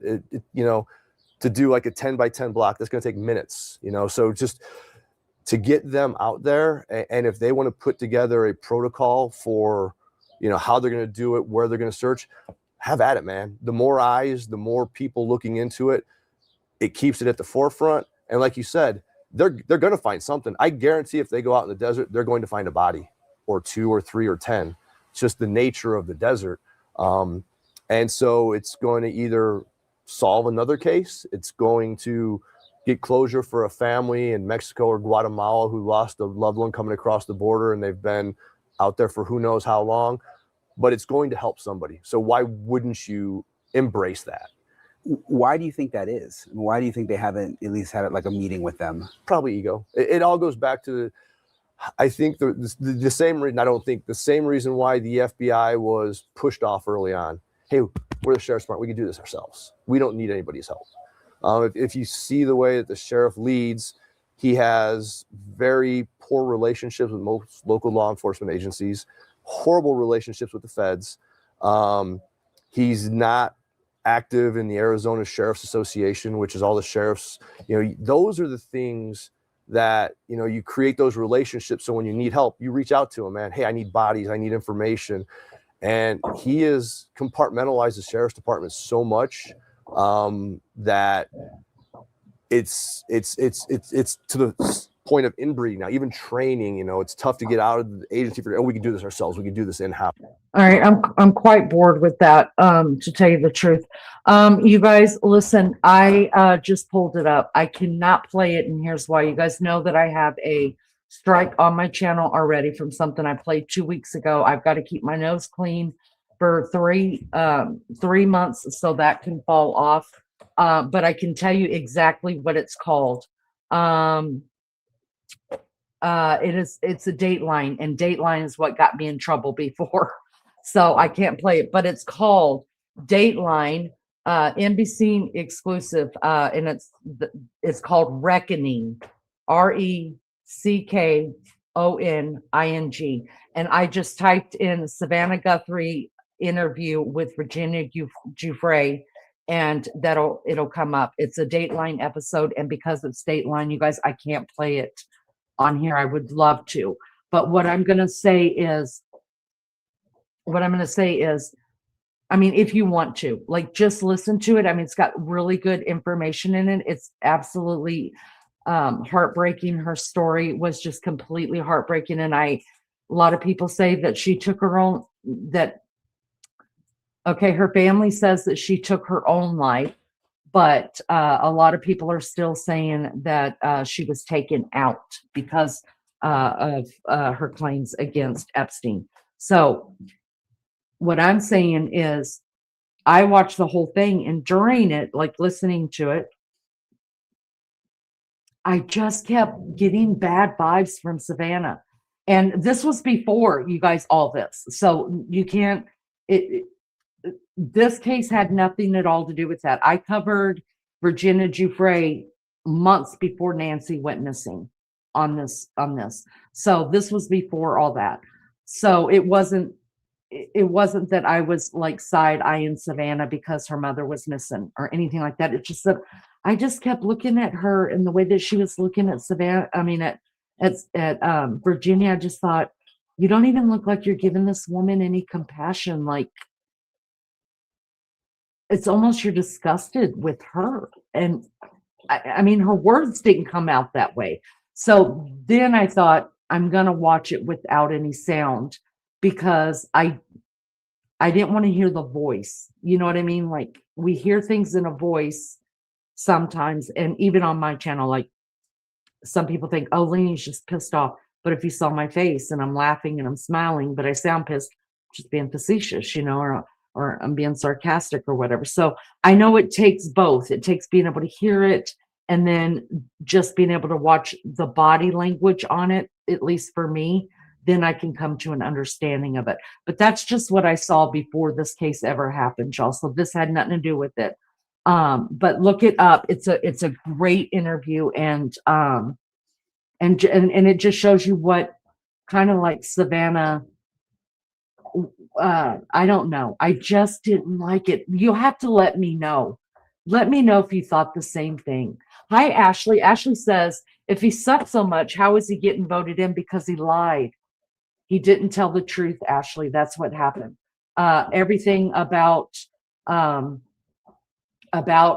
his being deceitful in his election, his bid for election, and his all came out because of the Nancy Guthrie missing case. That's what happened. Who dat? They found all those backpacks and children's shoes in the desert belonging to kids, lots of them. That's right. That's right. So how many places? And that's another thing, right? Because I'm taking a look at Nanos now. Like I'm like, why didn't you let the Cajun Navy come in, right? So now I'm just like, what did he have to hide? Well, you're right. I forgot about that. That's another red flag. How many times have we heard people, the searchers out there saying, oh, that's just homeless people, right? They were called because if they would find a backpack or they'd find shoes or a jacket and stuff, those are the homeless people. They have a large homeless population. Okay, I can get that. But if you're homeless, the last thing you're going to leave are your shoes, especially your children's shoes. You don't have money to replace that. You're walking in the freaking desert and it's hot. You're going to need shoes, if nothing else. So then when other people were going in just doing these random searches, right? They said that they found many areas out there, many areas where you could definitely see that children were being trafficked from. So my question is that another reason why Nanos is like, no, we don't want the Cajun Navy here. We don't want any searches going on. Listen, people, I'm going to need all y'all to listen up now. Neighbors, family, loved ones, no, we're not doing any public searches. We need everybody to stay home. No one's in any danger, but just stay home. No searches. Why? Why are there not allowed any searches? And listen, I'm a hothead. If I don't care if the police tell me I can't go search my loved one, every one of y'all be out here searching with me. I'll be driving around picking all y'all up. Let's go. We're going searching. You can't tell people not to search, but that's what he did. And then the people that actually said, fuck you, and went out there on their own, they found all these different places where they said you can definitely see where children, there's different places where they were being trafficked out of there, right? But when if you guys remember, when the media was out there, like under the bridges and in the little culverts and things like that they were looking in, we would see clothes and shoes, remember, and the backpack and all that other shit. Remember the media, you know, you're just kind of scanning over it, but not thinking, or they were told not to think. And therefore we weren't thinking.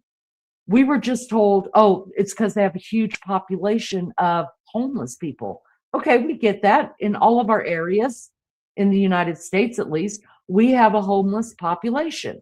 Right down here, down by the river where I live, we call it Tent City. They've got their tents out there. They're homeless people. Nobody bothers them. The police don't bother. They don't bother us. We don't bother them. That's their way of life. It's no big deal. They're not hurting anybody. You know what I mean?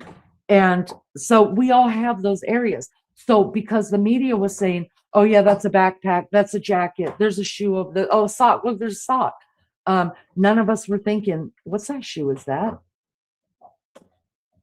Until some of the YouTubers went out there and they were like, hold on a second, like, hold on. And then, so yeah, thank you for saying that, Houdat. Thank you. You're welcome, Detour.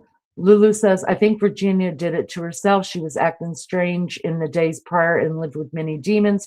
Her husband was a total mess in her. I think she did take her own life. After we had all talked about it, we covered it, we pulled up as much as we can, listening to her own family members and stuff like that. She was severely mentally deranged. Yeah. And I feel bad for her because you have to wonder, was it, well, that's a whole nother case. You guys just got to go watch mine. I could get into a whole lot about that, but she didn't exactly come from a great homeland. Lulu says, what? Kids clothes, traffic kids. Yes. Yes. Mm-hmm. Yep. Yep. And of course they're trafficked right there. I mean, that is right. They're an hour from the Mexican border. And I'm not trying to be mean, but that's how we get these kids out of our country. Detour says, no homelessness in Nancy Guthrie's neighborhood. You're right, but yeah, you're exactly right. In that type of neighborhood, there wouldn't be. Why would there be? They wouldn't allow it, right? They would be those people that are like, oh, you know, making the sheriff come out there and making the homeless people go somewhere else because it messes up their land or makes their property look bad, right? It's not like they're living on their property, but still, they don't want that kind of stuff around. And look, with homelessness comes some crime. I get that. I get that. But at the same time, you're right. There's not any around there. But because the media was saying, oh, they have a high homelessness. Even Brian Enton said it, that they had very high homeless population right there in the Catalina foothills. Look, they may, but like I said, if you're homeless, you're not leaving your shoes behind. Definitely not your children's shoes. Sorry, that doesn't work. Thank you so much for that, Lulu. I appreciate it. All right, hopefully Brian's almost done with this guy. He's got to be bothered to death by him because, listen, I love a good interview. I love talking to people and stuff like that, but I didn't come here for all this. No offense. Wait, not that. This. And that's just not how agencies organically grow. And it really is, if you ask, it's very compartmentalized. And I do think it goes down just flat out. This is my county. This is my people. I don't need help. And I think that's why we are where we are. Anything else you think is important with where we're at with Guthrie? Patience for the media, for the public. I'll keep saying it might be years, and it's unfortunate, but trusting the process, trusting that the folks on the ground are doing a great job, and they are. They're working their butts off. They're trying to do what they can do to follow up on leads and use those resources. You didn't want to use the FBI lab. You didn't want to use the FBI investigators. Ultimately, you did, and you see it happens. It's happened several times in this case. I won't do this. 2-3 weeks later, maybe that was a good idea. Yeah, it was probably a good idea. They sent the hair to the FBI. Yeah, it was probably a good idea the first time. And you can't, there's only one thing that matters. It's finding Nancy and getting justice for the family. It doesn't matter who gets that, whether it's the Cajun Navy, the FBI, Hi, Anita. ATF, an alien crashing and finding her. It doesn't matter. However we get there, however they get there, that's what's most important. Thank you, Bob. Good to see you. Nice to meet the dogs. Yeah, exactly. And also, I couldn't leave without showing them the tortoise. There you go. Yeah. All kinds of craziness out here in the desert. Yeah. So this has nothing to do with why I came to your house, but show me. You actually have. Is it a tortoise? It's a desert tortoise. Yeah, it's a Sonoran desert tortoise. That's Maverick. He's the second one I've got. He's probably about 25 years old. So you've had another one before? Yeah. One that just kind of wandered into our house, in our old house, about 15 years ago. We had him for about 10 years before he passed away, and the vet thinks he was pushing 90 probably when he passed away. And so where did you get him? So a friend of mine at work, Ed, another sergeant that works for the sheriff's department, had a couple of them, and he's had Maverick since he was a baby. And when Roscoe died, Ed, his office was right across from mine, and knew what I was talking. He knew that Roscoe was kind of famous, and we loved him. And so he told me that he had one ready for adoption when I was ready. So about 6 or 7 months after that, I was like, you know what, I'm ready to have another one, because they're actually very low maintenance pets. I was gonna say, are they easy? Very, very easy. They brumate in the wintertime. They're strictly herbivores. So Can we go around and look at them? Yeah. And so he offered them up, and because he had several, and two of the males weren't getting along, so he offered Maverick to me, and we adopted him, and he moved in, and he took like a tortoise to the desert when he moved in. So yeah, he's just probably cruising back to his burrow now, his habitat that we got on the side of the house. Does he just go there at night, or? Yeah, sometimes at night he'll sleep out, depending on the weather. They're very in tune with the weather. Like this year, he came out earlier because we got so much warmer, so much earlier in the season. So usually they don't come out until about middle of spring training, so March, end of April. And he was out at the end of February this year. Is he pretty friendly? Oh yeah, very. You can pet him, you can pick him up. Sometimes, he's gotten very comfortable with the dogs. Like he doesn't bother him that if the dogs come up and sniff him or poke at him or anything like that. So can you show me his habitat? My wife stopped trusting me because I never do the things I say I'll do. She just does everything herself now. I finally found. Yeah, sure. He'll start making his way that way, but. So you built this for him? Yeah. So this was all just dirt and a little bit of gravel when we moved in. And if you can picture it, it's almost a U shape. It goes in, it goes to the right, and then it comes back this way. And it's built facing the southeast. I read that's the best way to build it based on winds and things like that. But he'll go in there, and he's actually burrowed down a couple of feet as well inside there. But yeah, they use it to really keep their temperature under control since they're cold-blooded. And he'll go in there like right now and just hang out. For how long will he stay in there? Probably till tomorrow morning if he ends up going in. Like I said, he might stay out because it's a little cooler today. Yeah. So he might find a shady area, just hunker down there and, get a little more active, but then sleep that way. And does he know you? Like, does he know you're like yeah, his dad? Yeah. And again, my father-in-law is kind of taken to him as well. He does all the plants around the house, and he kind of fell in love with Roscoe, and then we got Maverick. So he, pretty much feeds them every day, and they don't need to eat every day. They could go weeks without food and water. They can go literally months without water. But I keep a nice little dish over there with water for him, and yeah, he's cruising. He knows where to go. They've been around for millions of years, so they're smart animals. Really appreciate Bob for taking the time to talk with me.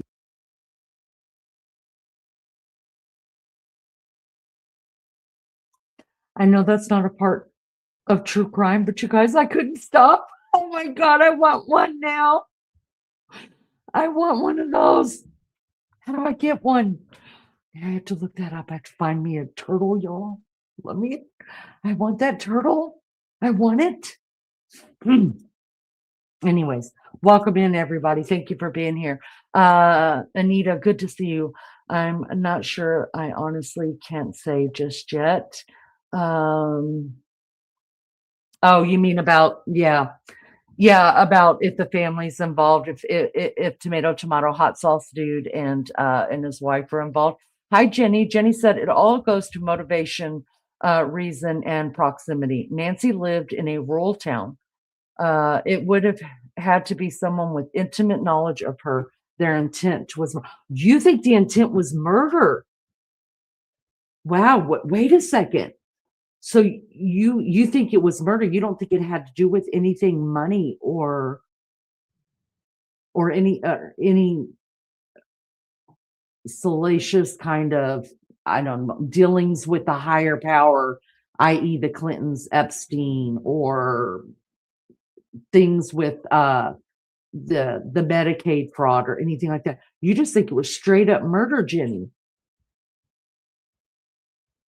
Why would they murder her though? Would it be the family that murdered her, or does she piss somebody off? Because Lizzo and Maggie, my co-host, they were talking about people who lived in the casita and the guest house, and apparently she, a couple years ago, and it was also said on an interview somewhere, that she ended up kicking out this lady or this man who was her caretaker, and they left on not so good relations with her, and that maybe they were the ones who came back. I mean, I could see, but why would it take years to come back to murder her? So don't know, but that's interesting. Their intent was murder. Wow. Thank you for that. I appreciate that. Hey, Speedy, wasn't that just adorable, y'all? Want one? Lulu said, who wants to murder a poor old lady unless it was some sicko with a thing for elderly women? Well, so there's that too, right? Unfortunately, there are people who kill after going in, and I mean, it's not just children that get molested and get raped and then murdered. That happens to elderly people as well. We know that. But I mean, I think it was murder, but I think the whole goal of murder, I think the whole reasoning was for money. Yeah, I really do. And I think if it does have something to do with the family, which I do, it's definitely money. It's definitely money. That's what I think. I could be wrong, and I want to be wrong about that. I really do. Because I just don't like to think that anybody could hurt somebody in their family. But again, we live in the real world here. Real world. All right, guys, we are going to now, hold on. Let me take this off. Oh, that was time wasted, you guys, that I can't get back. All right. Y'all, we're going to have to go to my boo thing now and see what she has to say. My boo thing, for those that don't know, is praying she's been found soon. Melly Joe, 24 months. Thank you so much. Wow. But why take the body if it's just murder? So I thought about that as well. For me, taking the body is just getting rid of what could be DNA, what could be. I don't think she was murdered there. I think they took her to murder her. You know what I mean? I mean, we know she bled as she was leaving, and so she was still alive there. But I think she was taken to be murdered, and they never want her body found. That's what I think. The less he leaves, the less they're going to find, I guess. All right, let's pull up this. Let's check in with my boo thing, y'all. My Nancy Grace. Love me some Nancy Grace. You guys, this is Nancy was on 5 days ago, and I haven't watched her in 5 days. Oh my God, I've missed you, Nancy. Anyways, she's been covering another case, which I'm thinking highly about covering, you guys. I'm thinking about it. But this last one she did, she said Nancy Guthrie's search at a chilling turning point. And on this one, you guys, she talks about the latest DNA in the lab, the private lab versus the lab that the FBI took the DNA to. So let's take a listen to Nancy and see what let's see what Nancy has to say about this, y'all. I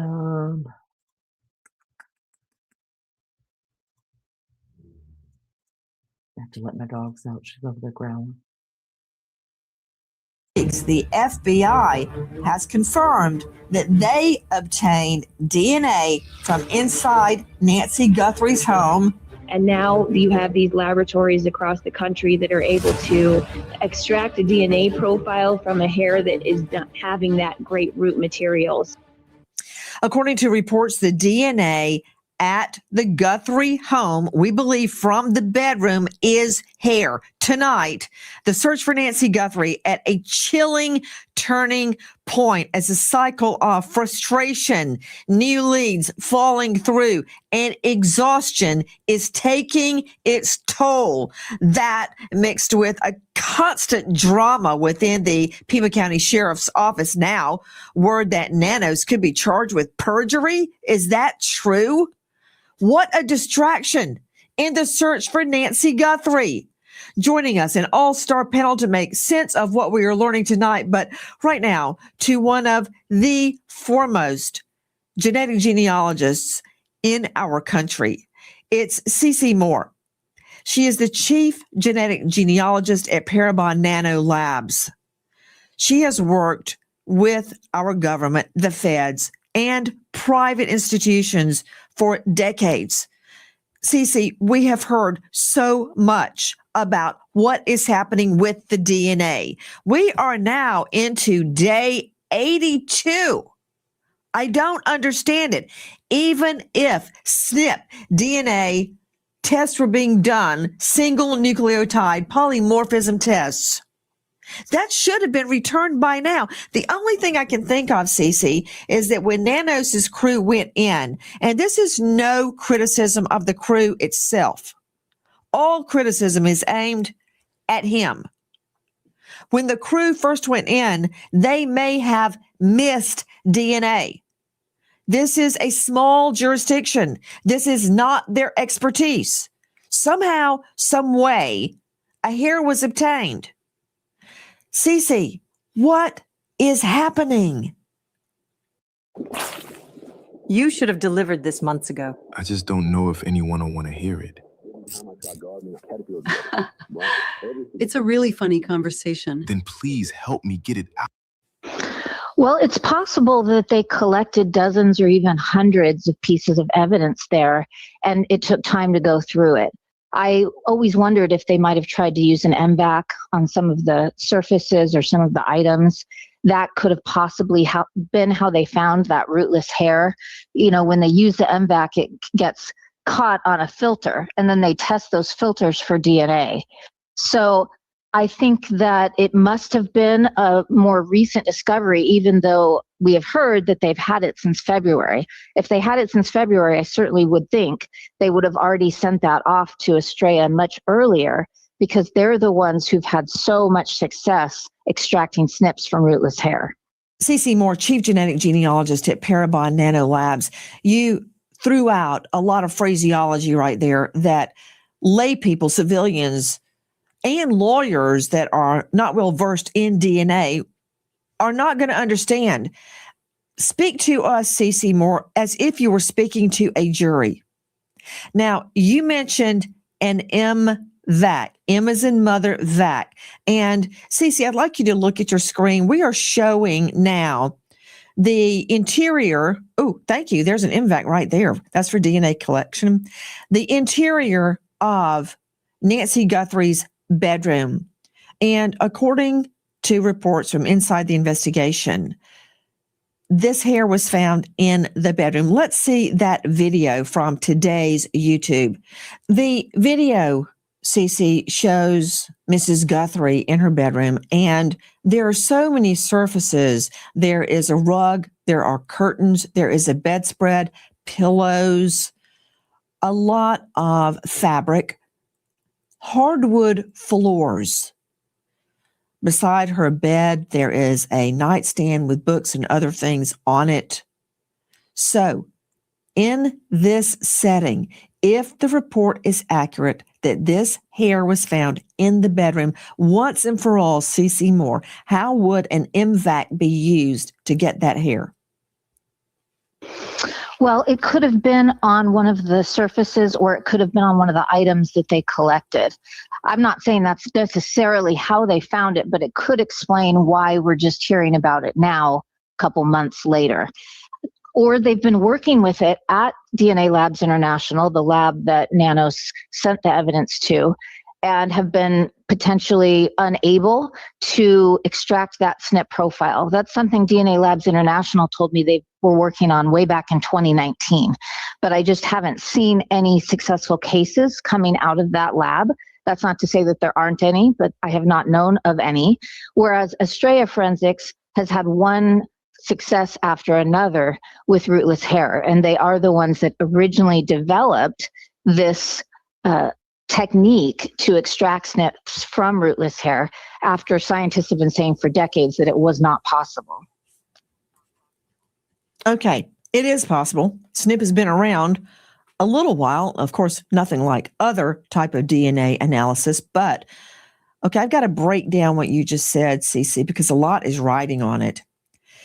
First of all, the MVAC. Can MVAC be used on hard surfaces and fabric surfaces? I believe so. I'm not the one in there collecting the DNA. I work with it after that has all been done, but my understanding is that it can. Well, you're right, CC Moore. The MVAC forensic DNA collection system is extremely effective on both fabric and hardwood. It's for particularly recovering DNA from porous or even challenging surfaces. And what it is a wet vac. We all have a wet vac for our basements, a wet vac technique. It sprays liquid very gently and then suctions it back into the MVAC. See that plastic tube? That's what that is. That is the recirculation of DNA that is taken from either a hard, such as a hardwood floor, or a tabletop or a countertop, a hard surface, or from fabric, such as what we were showing you in the Nancy Guthrie bedroom, the bedspread, the cushions, the carpet. So an MVAC squirts out very gentle spray of liquid, and then it sucks it back up through that plastic tube. It looks like you're actually using a wet vac. Now, this has by far outperformed traditional swabbing on materials like cloth, bedding, and wood. Why? Because it gets the entire surface. When you use an MVAC, you get the whole surface, like you're vacuuming your floor or your carpet, and you can see where you vacuumed. Same thing with an MVAC. When you swab, which is with, very often it's with a long Q-tip, and a substance is put on the Q-tip, and it is then used to collect DNA off the surface. So clearly, an MVAC will cover a greater area, hence why it is so much more successful than traditional swabbing techniques. So once you get the MVAC result or the swabbing result, you get one hair. CC Moore, you keep mentioning Austria Labs. What is that? It is a lab out in Santa Cruz that was founded by the very brilliant Dr. Ed Green. And when I say that we were told it couldn't be done, that's because for decades we were told that you could only get useful DNA from hair that has a root. And so there are many cases out there that only have rootless hair, or that hair shaft. And Dr. Ed Green proved everyone wrong by developing a technique to extract SNP DNA, which is what we need for genetic genealogy, from those hairs. I personally have helped solve 6 cases using rootless hair alone, working with Estrella Forensics, and they have done dozens and dozens more cases since they developed this technique. Rootless hair evidence. Now, Cece, you are referring to rootless hair evidence. This is critical. Correct. Rootless hair evidence traditionally would require a mitochondrial DNA analysis.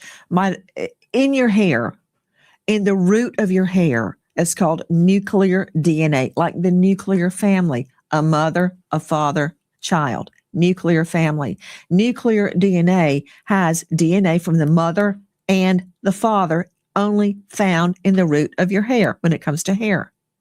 So if that root is not attached to the hair, which is very often the case, we shed thousands of hairs a day from our arms, from our body, which reminds me, Cece, I got to talk to you about the difference if this is a head hair or an arm hair or a leg hair or an eyelash or an eyebrow, how that differentiates when you're doing this analysis. But without that nucleus in the root, it becomes a whole nother can of worms. You, CC Moore, have had great success in rootless hair evidence. Now, isn't it true that the lab used in the Long Island serial killer case against Rex Heuermann, who we know murdered 8 people, and I think many, many more. Oh, dear Lord, there he is. Just pled guilty, so we'll never know the full truth in that, like Brian Koberger. Rootless hair evidence was very, very important in that case. Isn't it true, C.C. Moore, that the wife of the Long Island serial killer's hair was found on some of the victims' bodies? Yes, so 9 hairs were found and analyzed by Estrella Forensics, and they were found on 6 to 7 of the victims, on belts, on tape, and in the burlap sacks as well. And those hairs were then traced back to Rex Heuermann, his wife, and his daughter. I think that's one of the reasons he probably decided to confess, because when they had a Fry hearing to determine whether that DNA evidence could be used in court, the judge ruled in favor of the prosecution. So that was a really important precedent that was set using rootless hair in a court of law.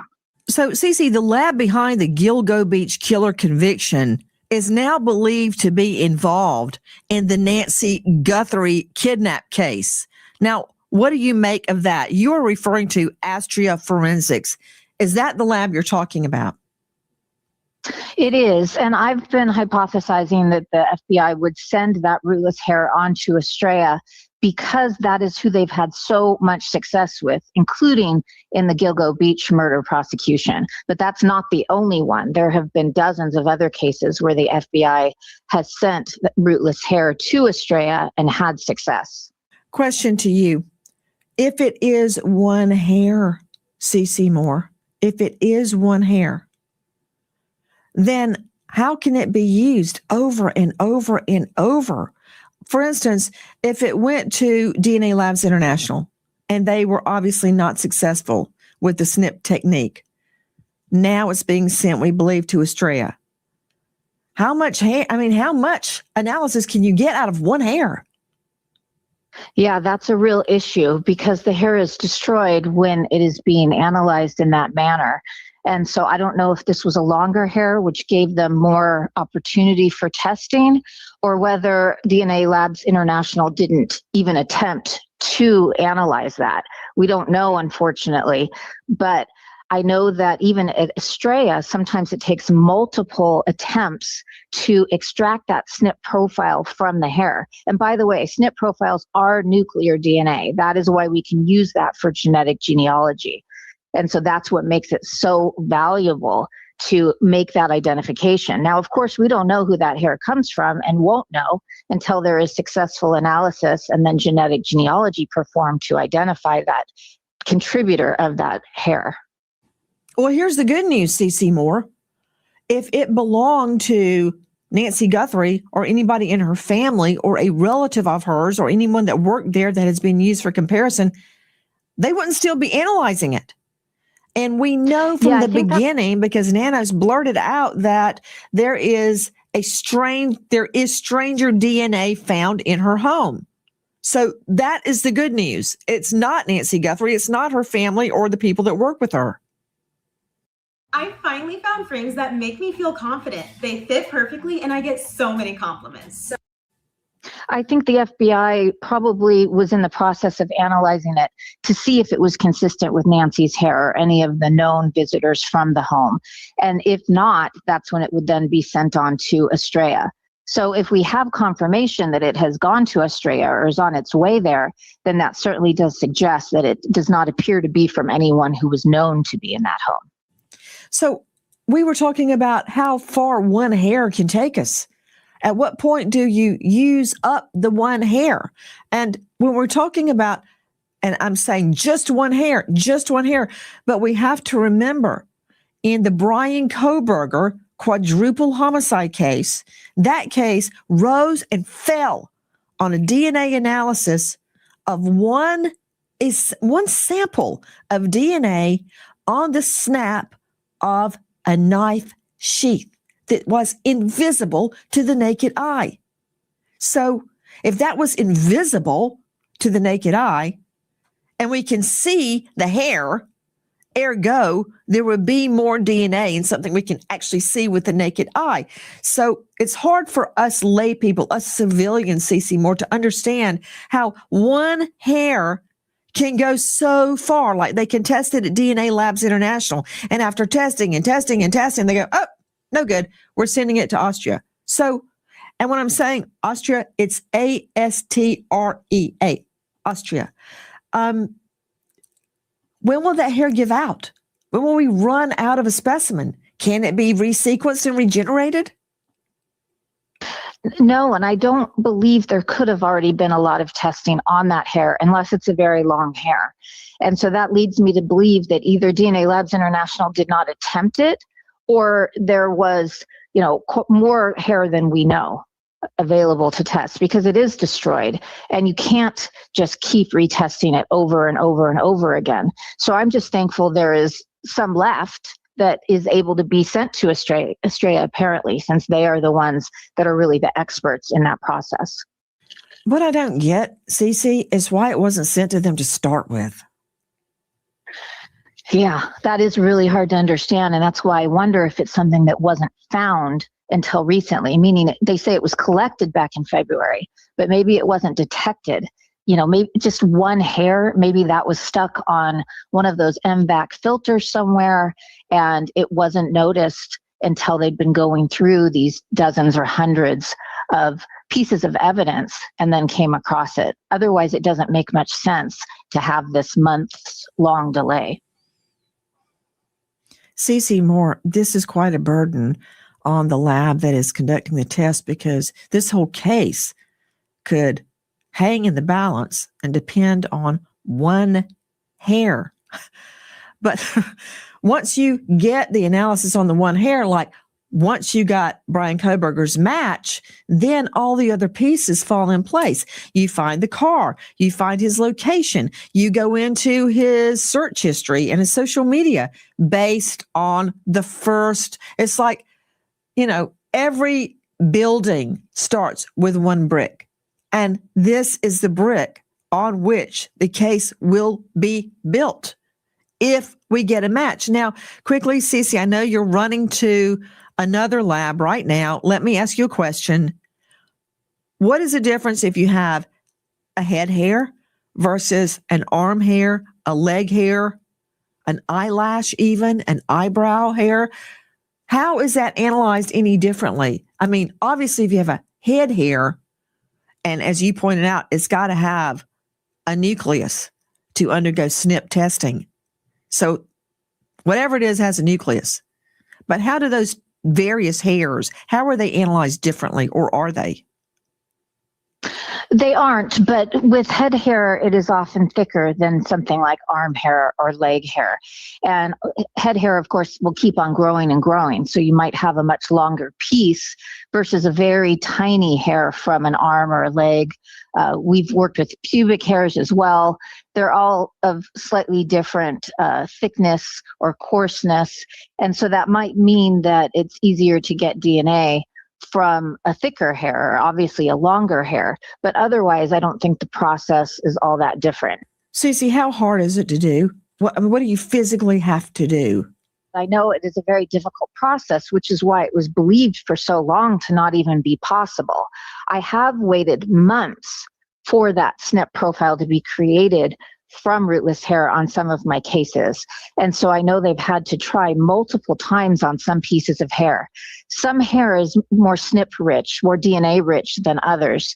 And so, you kind of have to get lucky as well that there is a lot of DNA to be extracted on any given hair.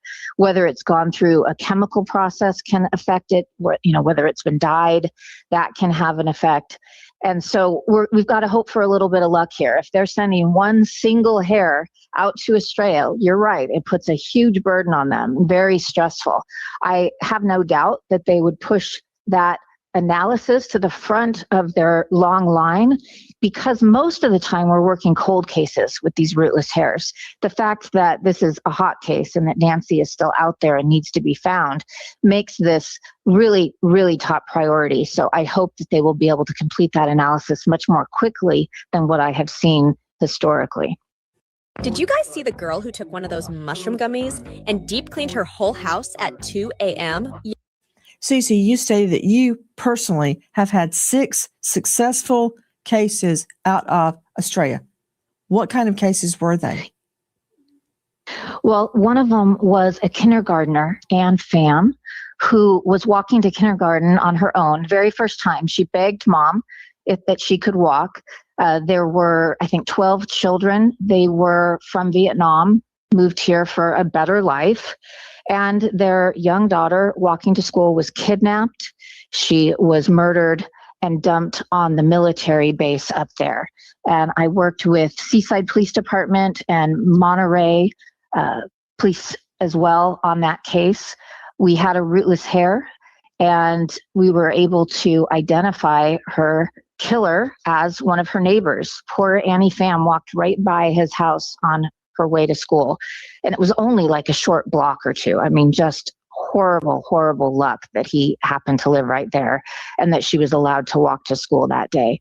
And so that was an important case because we did not have the traditional law enforcement DNA profile. There was no CODIS profile. There, wasn't DNA evidence in that case prior to being able to use that rootless hair. And so the court had to decide whether or not it would accept that SNP profile for identification. And they chose to do so in that case, which was another really important precedent set as far as using rootless hair in cases like this. Cece Moore, Chief Genetic Genealogist, Parabon Nano Labs. We're all on standby. She has had great success with Austria Labs, great success, even in difficult, degraded DNA, old DNA cases. It's amazing that this entire case could hinge on one hair. If you have been leaning on credit cards lately just to cover living basics like groceries, gasoline, utility bills, you're essentially paying a survival. There's been a lot of stops and starts. Straight out to Dave Mack, Crime Stories investigative reporter. Dave, in the last days, we were told that in the late night hours, a subject had been detained for questioning. Nothing ever came of it. When questioned about it, Nanos, the elected sheriff in Pima County, gave a very terse one-word answer. Nope, that was it. No further elaboration about what is going on. It seems as if it's up and down, hot and cold. You think you have a lead, you wake up the next morning, it just vanishes like fog. It's exhausting to the investigators, to the detectives, much less to the family. What happened with Nanos? I'm not talking about his new drama with claims of perjury. We'll get to that. But the hot and cold nature of this case. Yeah, Nancy, this case is being followed by millions of people nationwide and around the world. And, we all got the tip that there was activity south of Tucson, a neighborhood where we've been before, where a person was detained previously. And now there is activity and possibly somebody detained again. That was news that exploded. And we were on it. Our whole team was calling one another, trying to figure out what was going on.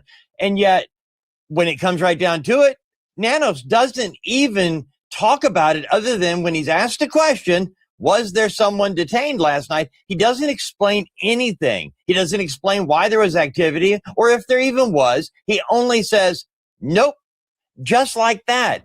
And I cannot imagine how bad it is for the family to be dismissed like that. Because look, he can be dismissive to the media, but to the family to not engage and say, this is what's going on. It didn't pop out of nowhere, Nancy. All right, I'm going to stop it right there and remind you guys, remember, the last time we went live on this is because that had broken the news that someone from the same area as the SWAT happened, in that same area over there, they had detained someone overnight from that same area, right? And that Nanos owned, and then when the media asked him about it, he just said, nope, that's all that was said about it. This guy is right. Hi, Christina. Good to see you. Thank you for coming in. This guy is right because it just feels like so much secrecy that doesn't need to. I understand that police do need to hold things close to their vest, as they say, and stuff like this. But when everybody heard, oh my God, you guys, they detained somebody, it's close to the house, or maybe it was the house that was actually swatted. We didn't get a name, or we just got a kind of area. So we went live on it. We talked about it. We did it. We were hopeful. And this guy's right. All of a sudden you just wake up and it's like, you guys, it never happened. And you're like, shit, was I imagining that? I mean, what happened? Things like that. I think this is where officers and people that are law enforcement go wrong, because they could stop a lot of the hearsay and the crazy speculation that we come up with and things like that. They could stop a lot of that just by saying, guys, listen, like, this is, just give us something on it, even if it's a freaking lie. You know what I mean? Instead, we're sitting over here going, what else are you freaking hiding? Like, what are you doing? So to me, and it feels like that with just about everything. Like, they throw out this video of the 12 cars that went by the street the night that Nancy Guthrie went missing. And then we were all told, oh, that's a Kia Soul, and everybody's doing their work and getting into it. And nothing. Like, well, are you actually, I mean, they asked Nanos, are you looking into the car that went by 8 minutes after supposedly Nancy Guthrie's watch quit connecting with her pacemaker? And he's like, yeah, and all the hundreds of thousands other cars that went by at that time of night. Really? Because there was only 12, Nanos. But it's stupid statements like that make us all sit back and think too much and bring too much to it. When they could just nip that shit in the bud and say, throw that one out. That's neither here nor there. That actually had to do with something that we're working right over here, without getting names. And then because that's how I am. If it makes sense to throw it out, throw it out. I won't even keep it in my puzzle pack going that I've got on this table, and I'm trying to work things out. So I think law enforcement needs to consider, yes, keep that important shit. Like, we didn't know that there was even a smartwatch involved in this situation. We thought it was just the phone. Keep that to yourself. That's fine, because only the perp would know about that. And that came out in one of the supposed ransom notes. That's how we found out about that. So yeah, keep that shit. But when it's out there, like we've heard the police scanning report that you guys picked up somebody that is in the same neighborhood and they're being brought in for questioning, automatically that's what everybody's going to think. Okay, same neighborhood. You know what I mean? Like, you should just have a PR person that knows how to handle these situations. To me, it always works out so much better when there's an actual PR person, because they're trained in what to say and what not to say. Nanos has let so much slip that we didn't need to know about. And then he's holding this stupid shit like hostage, like just hostage. It's dumb. It's completely dumb. Good to see everybody. Thank you guys so much for being here. Dietrich says that was a shallow response by Nanos. So ridiculous. Exactly. Christine says Nanos is a narcissist. 100%. 100%. Had to have been a reason that we were all told a certain thing and went after it. And all we're getting from Nanos, nope. To Brian Fitzgibbons joining us. He is the Director of Operations, USPA Nationwide Security. Fitzgibbons leads a team of investigators around the world looking and extracting missing people, including in Mexico, which is significant in the Nancy Guthrie case. There have been more recent ransom notes where Nancy Guthrie is described as having been in Mexico, having been seen. That said, Brian, in every case, there are stops and starts. In this case, it's been extremely peculiar and exhausting. Have you experienced that in your searches? Oh, certainly, Nancy. And on one case in particular that you've actually covered a couple of times that my team and I have been working on for close to 4 years now, Andy Wagner missing from Evansville, Indiana. We would go through periods where, we'd have hundreds of calls on the tip line, emails, information, then something would pop, right? And that you have to fight the natural inclination to become emotionally attached to that lead and to run your process. And, with the public specter of Mrs. Guthrie's case, that's incredibly difficult for these investigators, knowing, the mountain of evidence that they have to process, the mountain of tips, and then one of these things seems to move forward and then it falls off. That's very difficult to keep morale high. Well, another aspect to this, Brian Fitzgibbons, is we saw a series of people detained, questioned, and released. But in a regular investigation, that is to be expected. What do you want them to do? Not detain the person, not question them? So that goes with the territory. So you can't really blame the sheriff's department for that. They're doing what they need to do. I think what's different here is it speaks to limited capabilities. The people detained and released seemingly have no connection to Mrs. Guthrie. And it exposes that maybe some of this cellular analysis and data analysis that had been done wasn't so great, right? That they're capturing a vehicle that was through there that has zero connection to the case, and that they were actually further off than the public believed that they were. To Dr. Bethany Marshall joining us, a renowned psychoanalyst out of the LA jurisdiction, author of Deal Breaker. You can see her now on Peacock and Bravo and find her at drbethanymarshall.com. Dr. Bethany, the hot and cold nature of this investigation has worn down investigators, worn down the family, worn down the public. And the way that Nanos is treating it is highly unusual. This brilliant pillow keeps your airways open, even if you've struggled with sleep apnea for years. It's shaped. Let me stop it right there. Welcome, Flower. Thank you for your comment. Flower says, Director Patel, where was Nancy Guthrie when you partied in Italy? Now, I don't know any details on that, Flower. That's the first I've heard of that. But it did bring me to another thought that I did know about. So I'm grateful for I'm sorry, my dog is all over me like white on rice right now, you guys. Thank you for your comment. It did bring me back to, in the beginning, President Trump was involved in this, correct? He gave 2 comments. He didn't give a presser on it, but he gave 2 comments. And then all of a sudden, nothing. Just another thing that just vanished and went away. Haven't heard nothing else. Why? First, why did the president even comment? Second, why was the president even involved and had a comment to give? And third, why is he still not talking about it?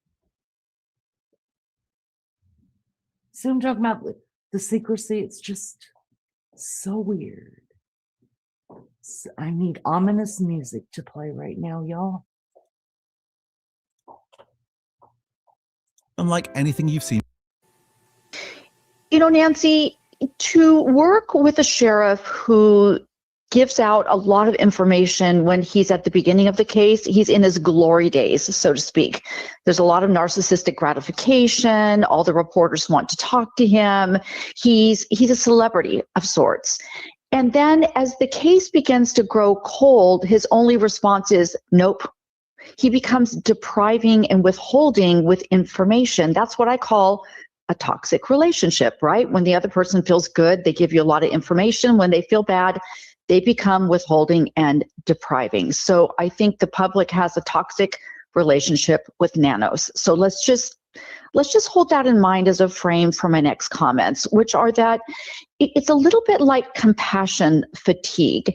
If you have somebody in your life who says, oh, I'm about to die, I'm going to kill myself, and you put all your resources and efforts towards helping them, and they say, nah, I'm okay.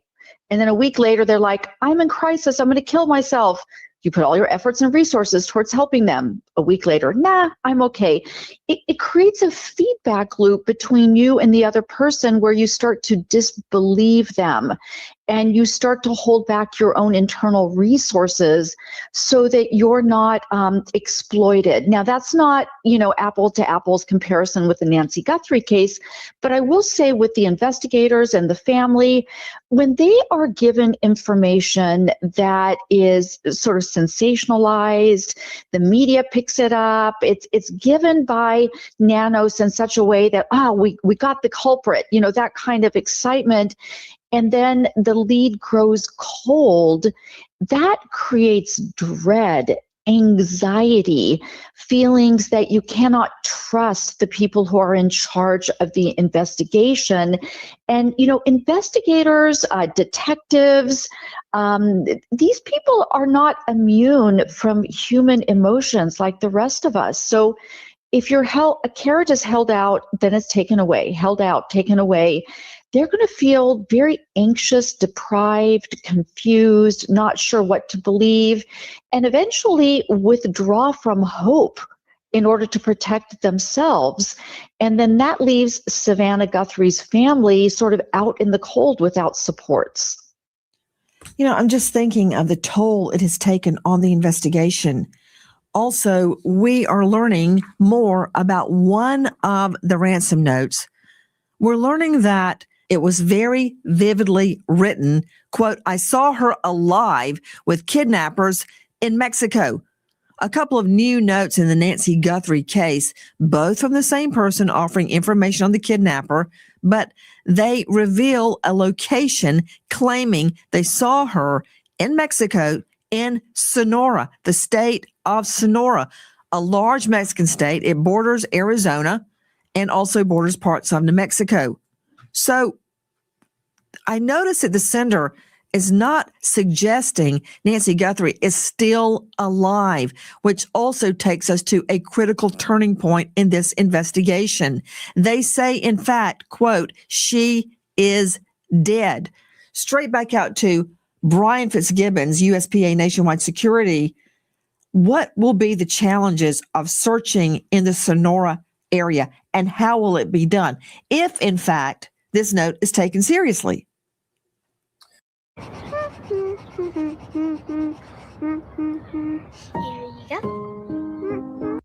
Well, I don't think that this note will be taken seriously for a number of reasons, but let's say it was, right? The searching in Sonora is going to bring on a whole new set of challenges. First and foremost, there's going to have to be significant collaboration and cooperation between the U.S. and Mexican governments to organize these searches. Secondly, there's going to be very limited buy-in from the local populace to organize volunteer searches or to utilize resources from their local law enforcement. So, if Mrs. Guthrie is indeed in Sonora and was taken across the border, this complicates things tremendously. Well, let me stop it right there because I want to welcome Teddy. Teddy, thank you for coming, and I appreciate your comments as well. Teddy says the guy that shot at the White House dinner was the same guy that kidnapped Savannah Guthrie's mom. He was Savannah Guthrie's assistant for a while, and then he says he also fits the profile of the guy in the video if you look at the shoulders. First of all, I have seen that as well. I've seen that thought go around as well. And I'm asking everybody who I see it from, including you right now, if you could send me your sources that that he was actually Savannah Guthrie's assistant, because I don't think he was. That's just me. I can't find anything concrete on it, anything like, I can't find none of that. But if you can send it to me, that's a whole different scenario. What I do want to tell you guys is I forgot to tell you in the beginning when I was playing Brian Enton. Did you guys hear that Brian Enton actually got some letters that were sent to him? Do you remember the lady I played on here where Brian Enton was interviewing one of the neighbors? It was a lady and in Nancy's neighborhood, and she knew Nancy. And anyways, there was a couple letters that was sent to her house addressed to Brian Enton. And of course, she has Brian Enton's she has Brian Enton's contact information. She contacted them. Well, the FBI have those letters now, and so Brian Enton actually, since he's been back over in Tucson, he went back and he interviewed her again. And she was like, Brian, am I allowed to talk about it? And he's like, yeah, we could go ahead and talk about it. And so he, you know, they did say that they didn't say who, but they said that Brian Enton was sent letters to her house, and that Brian also had some letters sent to his house. And the way that he made it sound like was like people like you and me that have a thought or where they need to be searching and things like that, and sent that to them. So it makes me wonder, like, I mean, I know we all get passionate about things in this, and then we learn to trust different people for our information, and not just our information, but the latest on it and things on different things that we watch and all that. But so I know that Brian hasn't seen all of the letters, but the FBI have them and have the ones that were sent to Brian's house. But it just makes you wonder how many people have gotten letters that they feel like they're not being heard by the sheriff's office, or that they haven't heard back from a tip they sent in. So maybe they feel so strongly about their tip that they're actually reaching out to people like Brian Enton, maybe Nancy Grace or someone like that. You know what I mean? Like, so weird. I'm not ignoring you. Hold on just a second. I saw Teddy says he was on the Today Show with her. Let me look into that. I don't mind putting it up on the screen. Just I can't verify it yet. Until I verify it, then I appreciate people coming in here and telling me what you know, because listen, a lot of the stuff I learn from you guys as well, and then I have to research it. But I have seen that going around the internet a lot, that he's involved in this now, and I did see that he was her assistant, and I can't see anybody who is giving me any resources that I could go find it myself.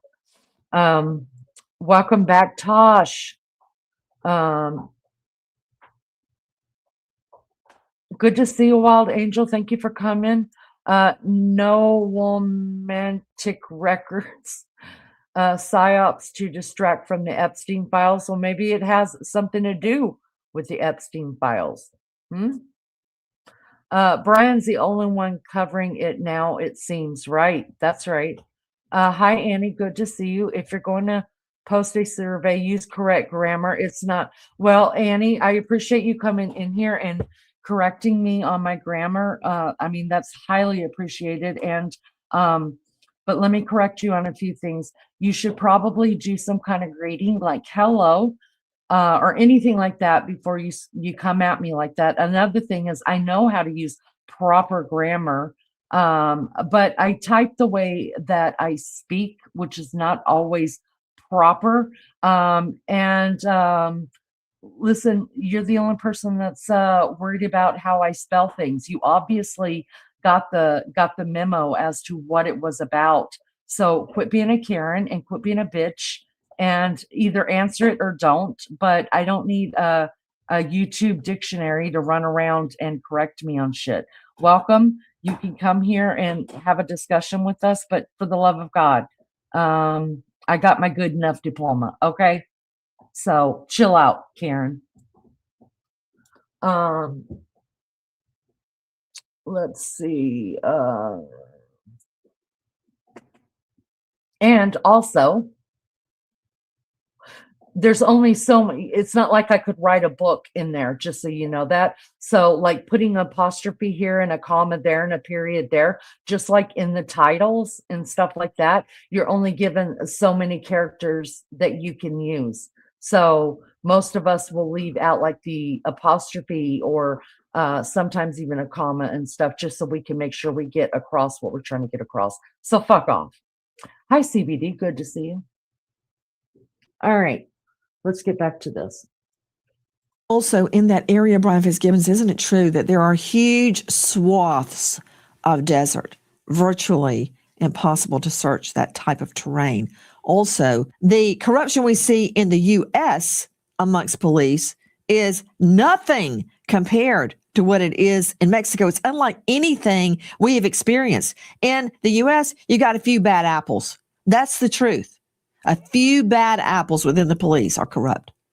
There's only a few people that are not corrupt within law enforcement. So you've got these huge swaths of desert. You've got extreme corruption within the law enforcement there.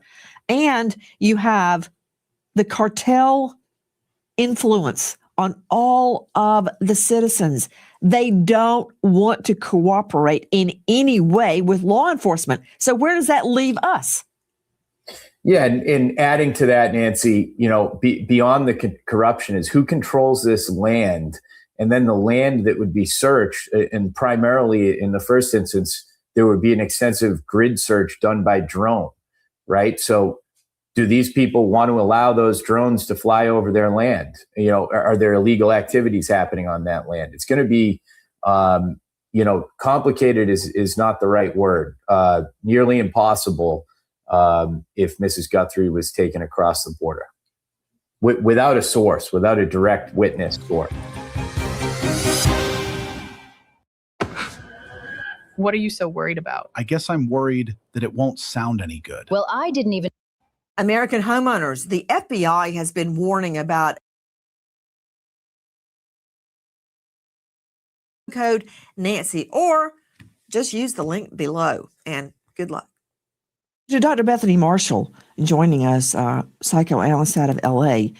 Where does this leave Nancy's family? Do you know people are still online claiming the family is responsible?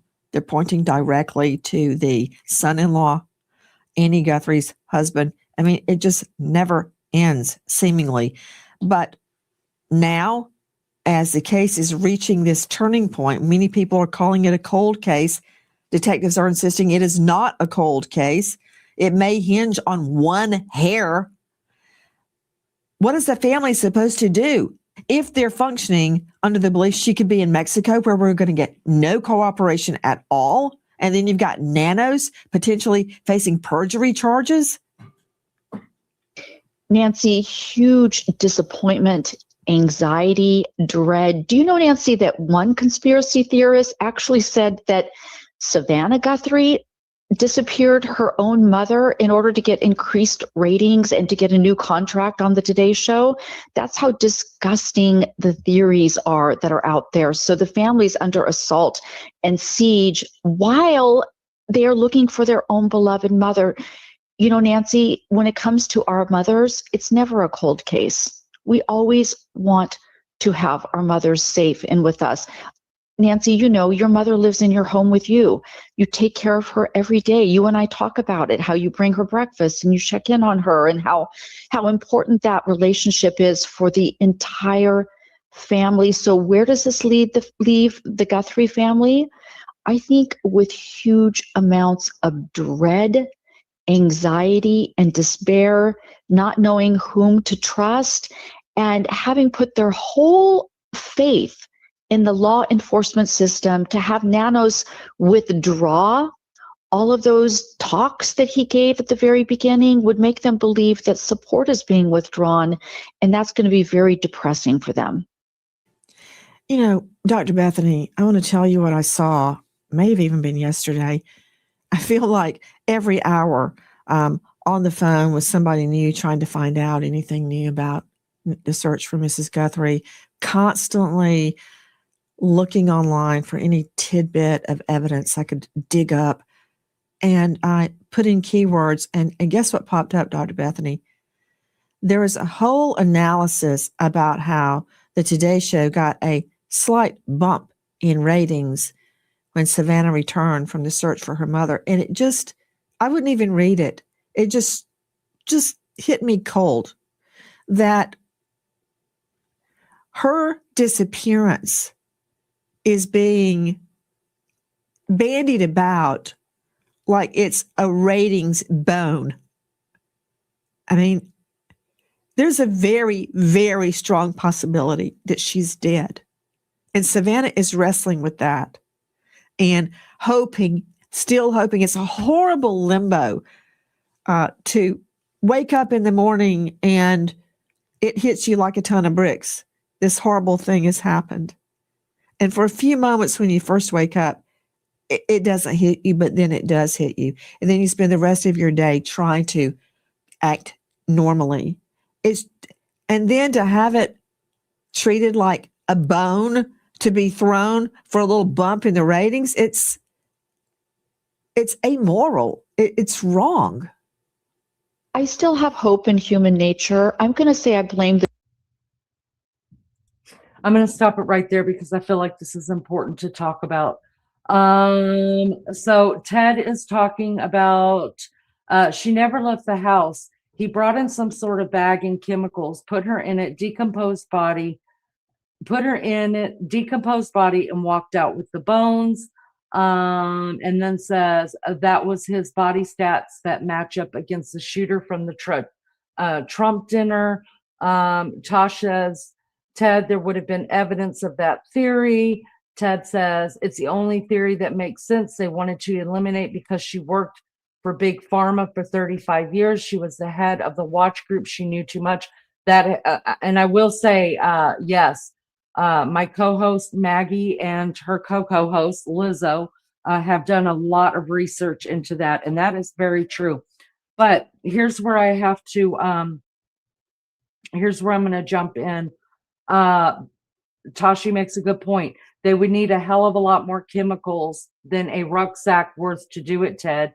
Ted says one man would not have been able to carry her out. Two men would have had to have the vehicle. Well, I do believe that it was more than just one man. So before I answer your question, let me do this.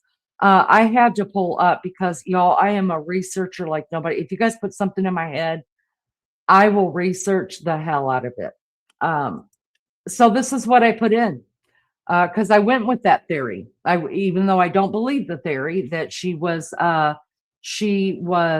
dropped into chemical and they took the bones out. I don't believe in it, but I listen, nothing's off the table for me until I can prove it or disprove it. So here's where I disproved it. The quickest, I just typed in, what's the quickest chemical that would decompose the body? The quickest method for chemically breaking down a human body is alkaline hydrolysis, also known as aquamation, green cremation, or water cremation. This process uses potassium hydroxide or sodium hydroxide, commonly known as lye, in combination with high heat and water. When combined with heated, pressurized water, at least 300 Fahrenheit or 150 Celsius, a lye solution can turn a body into tan, oily liquid and brittle bones in 3 to 12 hours. So now we've got to think of the time frame, right? And I think I've been saying I think the time frame is off. I think they actually could have been at the house sooner than what they're telling us. Okay. So I can give you that 3 hours right there. I could say, okay, yeah, that's still a possibility. 3 hours? Sure, let's do that. But first I need to know where the hell you're going to heat a full body up in the bathtub. I mean, it's not like they brought a vat in. Okay, so I'm not trying to not to be sickening to you. I'm just thinking this through with you. So we would have to bring a vat, or let's just say the bathtub. The bathtub would work. It would work. How are you going to heat the bathtub?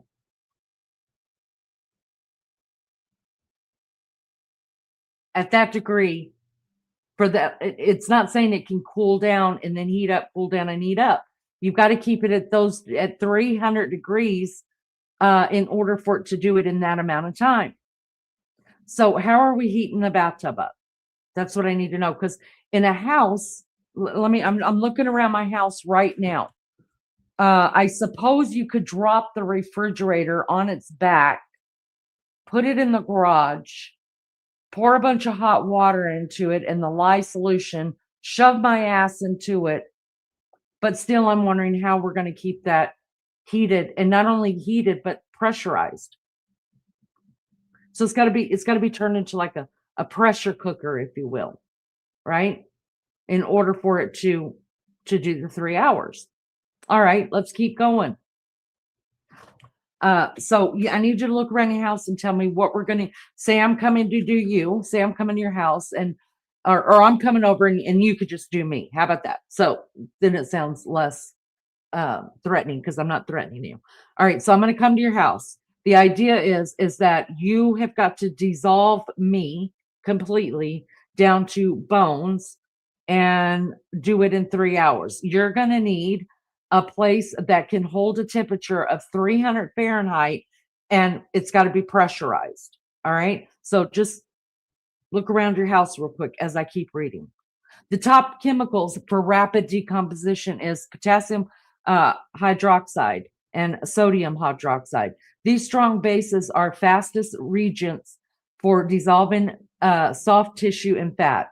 They are highly effective, relatively easy to obtain, and are used in industrial, medical, and illicit applications to break down tissues, leaving only bone fragments. Awesome. Hydrochloric acid. While strong acids can dissolve bodies, they generally take longer than a lye solution, often requiring 1 to 2 days. Well, that's out of the way, so we can't use that. We've got to get back to the lye. All right, that's easy to get. We can get that. We can make that happen. All right. Here's the key. All right, here is the key factors. All right, so we know we got to get some lye.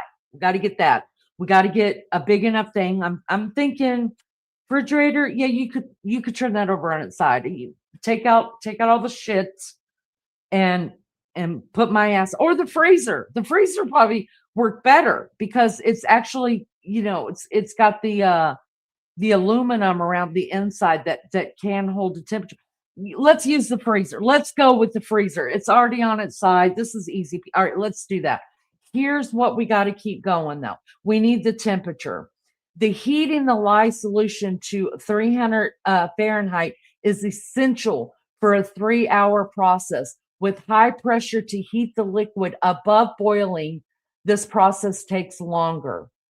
Pressurized chambers ensure faster. We need it to be fast. Okay.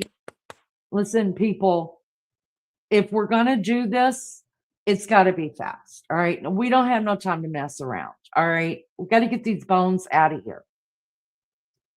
Not to mention, I don't know how we're going to dispose of all this lye afterwards. I mean, I don't know. We'll think that over too. But anyways, we need to have a pressurized chamber, more complete hydrolysis compared to an open container. And then we're going to need some agitation. God, I forgot about this part. And a fish pump, I don't think is going to work. So we can't take the pump out of the fish tank. But this is what we're going to need. A circulating pump or a stirrer that accelerates the decomposition process. This sounds gnarly. Could you imagine a witch's brew back in the day? I can see it over there in England. These witches, their cauldrons. Never mind. You guys don't want to know. But those are the things that we're going to need. So here's some myth versus reality. Hydrofluoric acid. While famously depicted in Breaking Bad, for those that saw that, hydrofluoric acid is not the most efficient choice. Don't use it, guys. It doesn't work as good. It is dangerous to handle and can react with calcium in the body to form insoluble salts, slowing the process. Damn, I hate when that happens. We don't have time to mess with that, guys. Can't use that. We're going back to the lime. All right, quicklime. Contrary to popular belief, quicklime, which is a calcium oxide, does not speed up decomposition, y'all. So don't try it. Don't do it. It actually acts as a preservative. For the love of God, it would just do the opposite. Oh, you're screwed if you try to kill someone like that. I'll tell you right now, you might as well just leave your DNA everywhere. It actually acts as a preservative, dehydrating the body and delaying putrefaction. Huh? So there you go. I think we can take that completely off the table, throw that one out, along with the aliens that abducted her. Just throw that shit out too. Because even if it, and I'll give you 4 or 5 hours. I think the timeline's off. We'll do 4 or 5 hours. Once you've got the body dissolved now, right? We got bones. This is good. We've done what we came to do. What are we going to do with all of that liquid? So we're going to have to think different. We've got to throw that piece of the puzzle out. It doesn't fit. All right, let's jump to jump. They had a hair formula almost 3 months. Do you think they gave the profile to 5 major? Okay, so what they did do was the FBI finally took it. The FBI's finally got the hair. I've heard it hair. I've heard hairs, which is more than one. So the FBI have it, but it does not have a root ball on the end of it. So it's probably going to take a little bit longer to process. They're sending, the FBI's got it at the best of the best lab. They don't need any others. Now, Mr. I don't know, Nanos, he sent it off to a lab, and the FBI asked for the hair a long time ago and they couldn't get it. Teddy says, I think the FBI knows that. That's why they looked in the sewer the first day after. All right, love bug. So your theory is that one dude that went and shot up that correspondence dinner where the president was, actually went into Nancy's house, brought all this chemical. Now, I just read to you what all you're going to need. I mean, it's a lot, right? I mean, you're going to need it. And you're saying it would take 2 men to carry Nancy out. How many men do you think it's going to take to dump all that liquid? I mean, yeah, no, we're not. Teddy, let's go somewhere else. Come back over here. You went too dark. Come to the light a little bit and let's get back on the train together.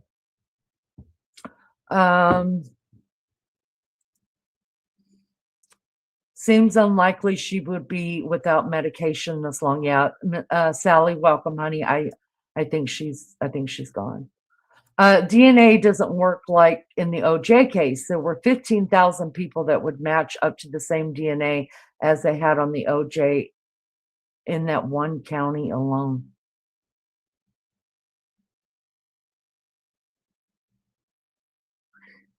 Okay. Hi, Sally. Sally says, Ted, OJ tried to pick me up at the airport about a year before his wife's death. Oh, Sally, you dodged a bullet, babe. Thank God you didn't go. Hi, Rendezvous. Love your name. Remember, flat earthers do research. Fact checking is the key. Dieter says there's no way can happen under 2 hours. Hi, Wild Angel. Tosh says, oh, I was only talking about that the other day when we had those aqua cremation. Yeah, you were. And I did look into it. Indiana does it. Indiana does it, Toshi. Hi, Greg. Why are people still talking about this? Well, I mean, if it was your mom, would you want me to talk about it? I'm just curious. If not, wow. Time for some new news. Which news? There's lots out there we could talk about. But when you get invested in something like I am not going to be like other people and just let it go because there's nothing that I can make money off of, right? This isn't about making money to me. I don't monetize none of this kind of stuff that I do. So for me, I'm doing it because it's what I'm passionate about. I want to see this one through. I want to see it done. So I'm not, maybe there's a handful of people that are still want to talk about it. Greg,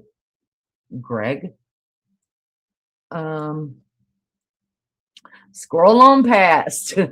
It's not like you can bring in a trowel, right? Who is she? Hi, Squirrel. Good to see you. Greg says, I tried, but I'm tired of seeing this in my newsfeed. For Christ's sake, accept reality and move on. Oh, so what would reality be? I would really like to talk to Greg. Greg, what is reality? That she's dead? Well, I accepted that on day 2, I think. So if it was your mom again, and you accepted reality and your mom's, been scattered amongst the animals out there in the wild, would you want us to recover her body, or you don't give a damn? I mean, your mom's dead. She's just dead. So don't even worry about it. Move on, folks. Nothing to see here. Is that how you want us to treat your mom? Curious. But Big Pharma has chemicals that can do quicker. I have a friend that tried it with muriatic acid and got thrown in San Quentin. So I know lots about these things. Hey, I'm not saying you don't. I'm just saying it's not A, idea. B, you would need quite a few people to get rid of that evidence. Connie says, I think those chemicals would leave a residue, don't you think? Yeah. Tosh says, that's a you problem, Greg. Melly said, scroll. The body will melt down in an hour. The bones take longer.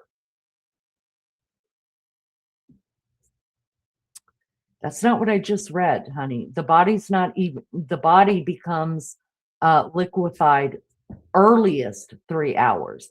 And then the bones become brittle. It doesn't even say it totally depletes the bones. A victim of fascism. Hi, EJD. Good to see you. Thank you for coming in. It was a sacrifice, JR says. Hello, welcome. And why do you go through all that to dispose of someone? Right. I mean, there was blood that belonged to her on her porch. So when did that get there? You could just kill her and throw her in the car, or throw her in the car and kill her later. Or you could kill her or kidnap her and then kill her and then find a place that you've already got all that stuff set up at, and then do the science project. I could go with that too.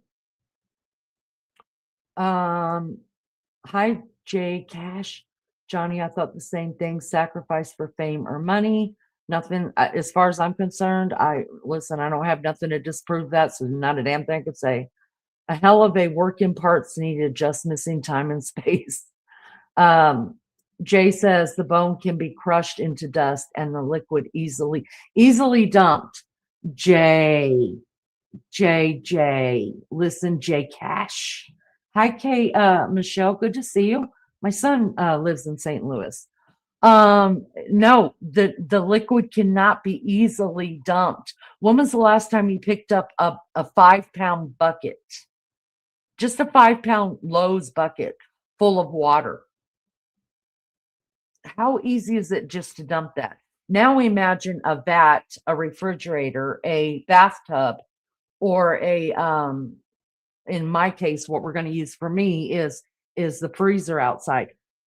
How easy do you think that would be to dump? And then when you dump, all that liquid is everywhere, right? So it's not like you can just dump it into the garage or pick it up and dump it down the drain somewhere. That's not possible for 1 or 2 people. I promise you, you're not that strong. It's not possible.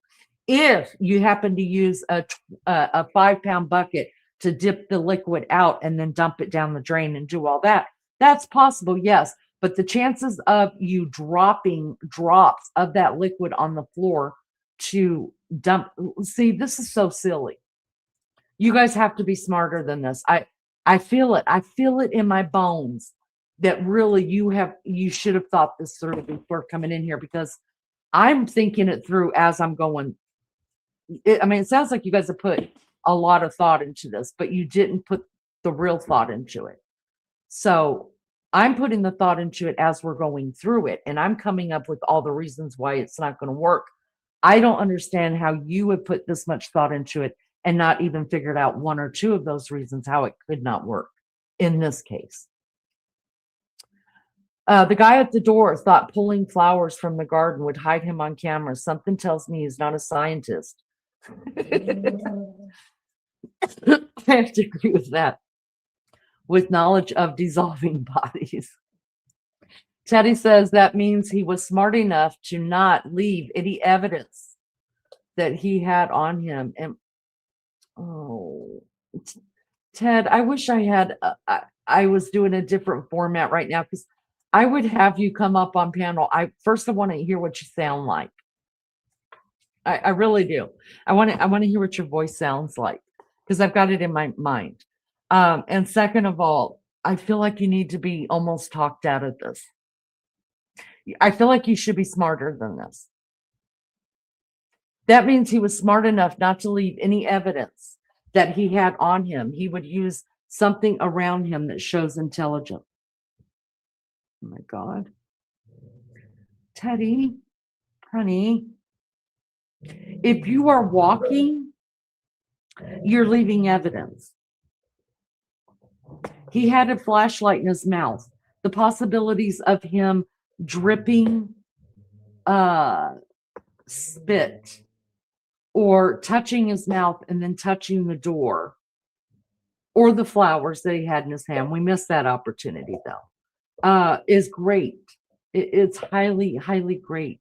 And he would have left more evidence by dissolving her body right there in her home. He would have left tons more evidence, tons.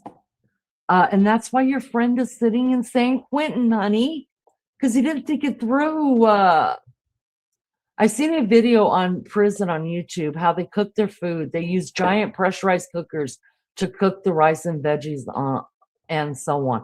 Right, but you would have to bring one of them with you to put a body in. Depending on the medication, she may still be alive. I think she's gone also, Michelle says. Hi, Lucille. Good to see you. I can't believe they no clues, nothing at all. People looking for her. I hope and pray them finding her, anyone finding her. Me too. Me too. Me too, Lucille. And welcome. Thank you for coming in. I can't believe it either. I mean, we've got video surveillance right there. We've got, I mean, I'm mind blown. I'm mind blown. Does lime slow down the decomposition of a body? I don't even remember what I just read, but I read it all already. A pound of water is 8 pounds. 1 gallon of water equals 8 pounds. Sally says the Cajun Navy said they would help to find her and nobody has taken them up on their offer. Well, they are on, they were there last week. They were there last week. And I think it's a shame. I think they should have been there. They should have been invited to go. I mean, and we covered that when I first went live as well. the head guy for the Cajun Navy. I only know his name is Brian because Brian Inton is the one that was talking to him, and I was like, oh, how funny, they're Brian's. But anyways, he was saying that that to date, about 50% of the searches that the Cajun Navy goes on, they locate remains. It may not be the remains of the case that they're working on, but they find other missing people or missing remains. And so it's able to solve that. And for that reason alone, it makes no sense to me at all that every time the Cajun Navy offers their services for free, that your community shouldn't say, yes, please, because Nancy's not the only person that's missing in Tucson, you guys. And that's a pretty damn good record. 50% of the searches you go on, you help solve a case. Come on. I think Nanos doesn't want them finding something. I don't know what it is. Jay says not that heavy with about 3 people they could have. There is no woods. Jay Cash. Oh. Jay, listen, damn it, you guys, I went totally wrong on this live somewhere. I should have had a panel. If I didn't know you silly asses were going to come in here, I would have had a panel. There's no woods in the desert, love bug.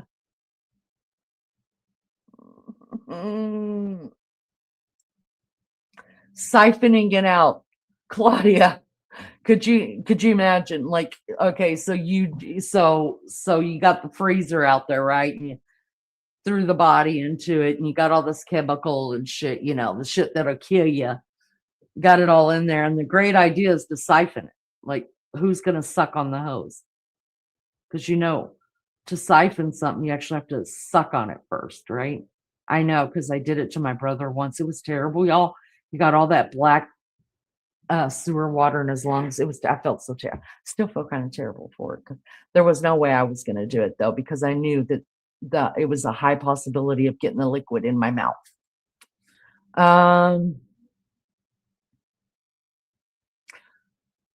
And for those saying lime doesn't work, you can just use lye.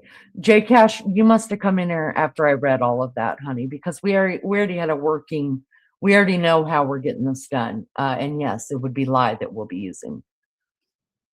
Tosh says, Jay, can you please tell me you don't live on a secluded property with drums of lye just randomly sitting around?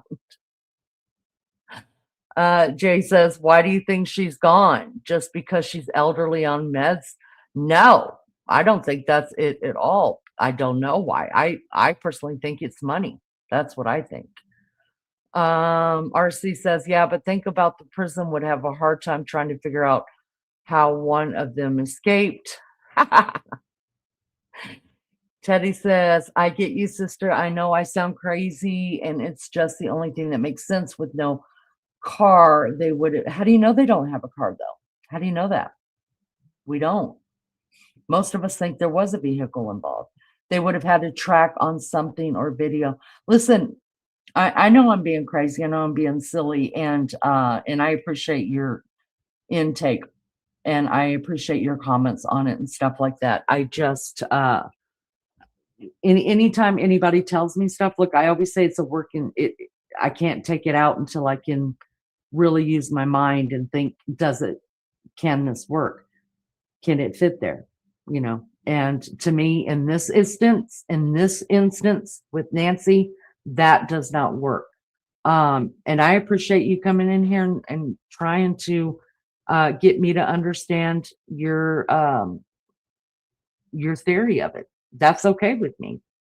I have no problem with that. I really do wish I was having a panel, though. I'd love to hear you talk about it, especially about your friend that's in prison for actually trying it. That's wild. Jay says, I know many people who are here and would be fine a few months without their meds.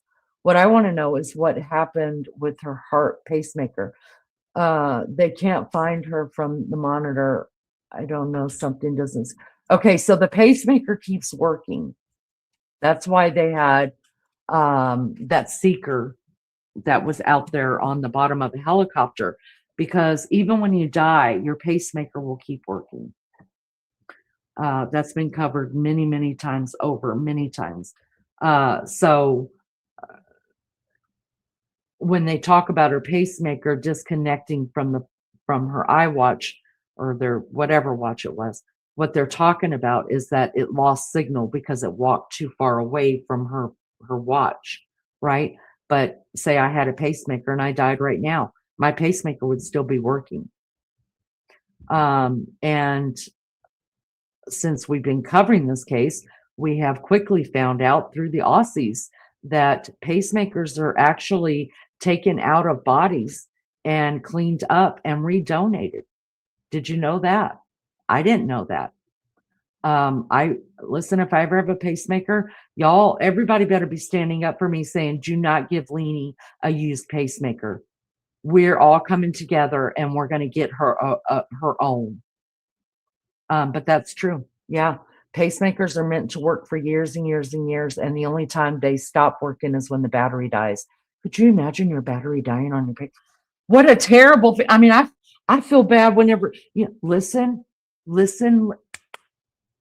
You know how you feel when the damn remote quits working because the damn batteries need changed? Could you imagine the pacemaker? Oh, you're living a bad day.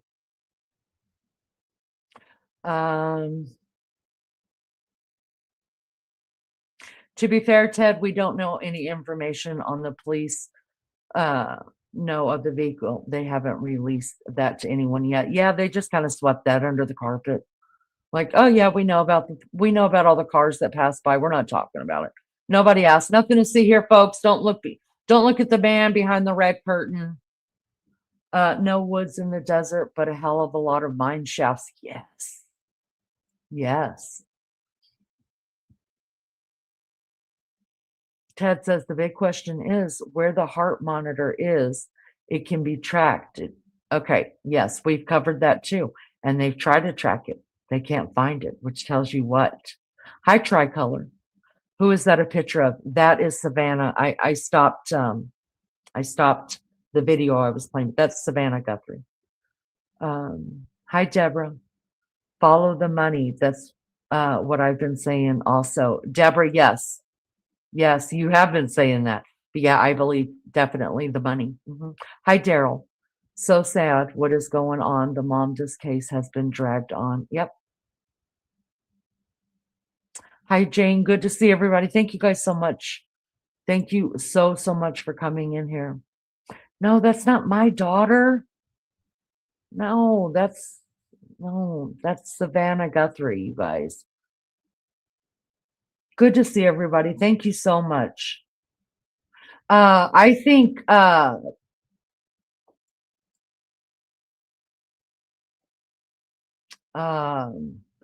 Ted, I think you should come and let me know when I can interview you and you can come on panel. I would absolutely love to interview you. Jay says Arizona may not have woods, but other places do. I'm just saying they could have put her in a barrel with lye somewhere in the kidnapper's backyard. I don't know. It all seems fishy. You guys have to agree. Now, listen, I'm the first person to say that this case is the oddest thing. It is.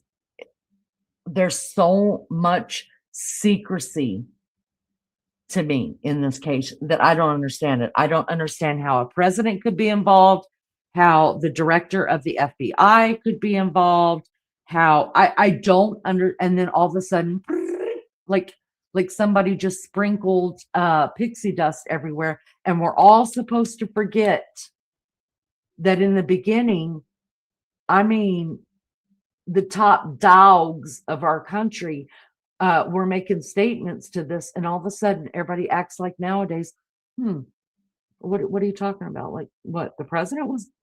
Yeah, everybody seems to forget. It's just fucking fishy, and you are right about that.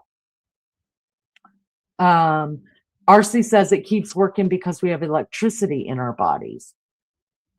And Lulu wants to know don't you think that's a little bit risky to do that?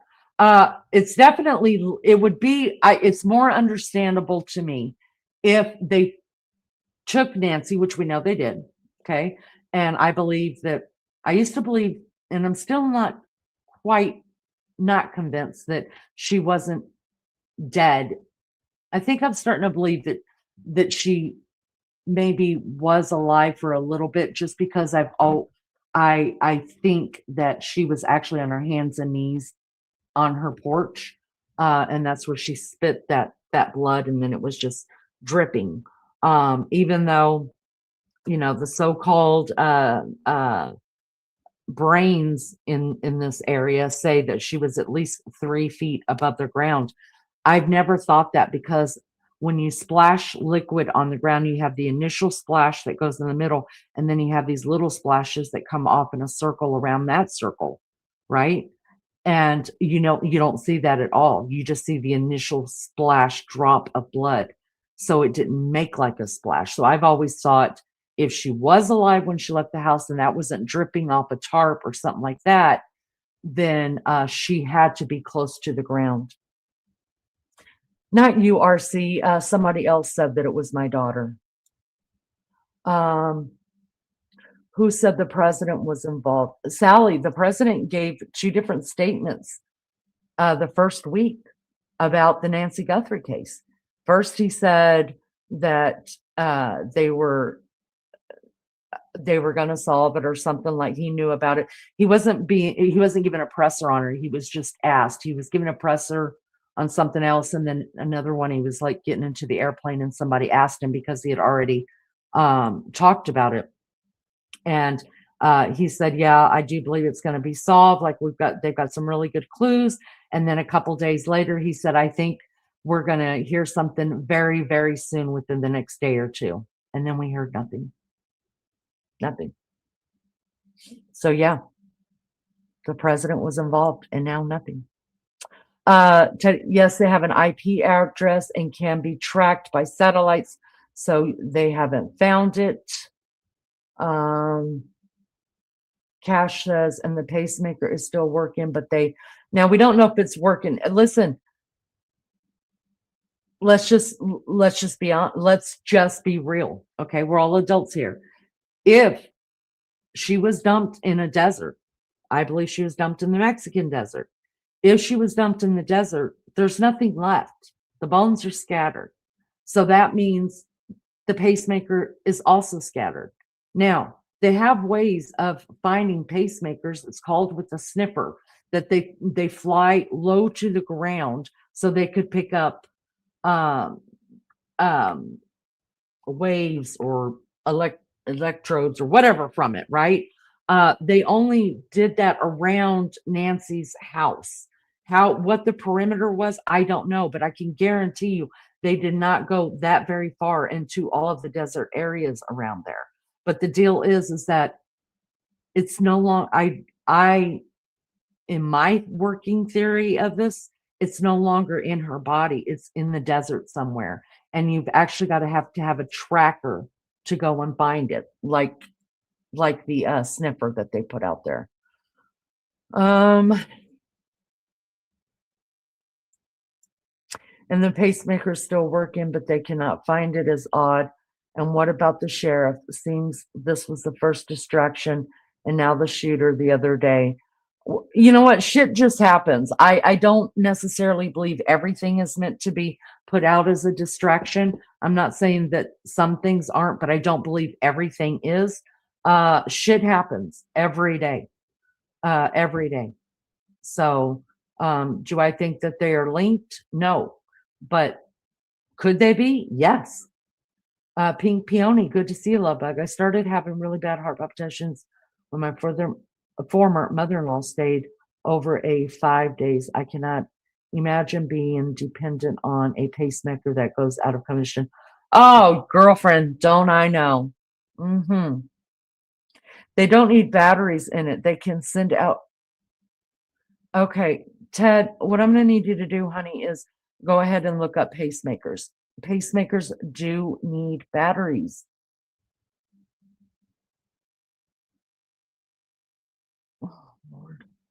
Proverbs, some Mexicans probably got her. That's a working theory. Tesla created free energy out of the atmosphere. Facts.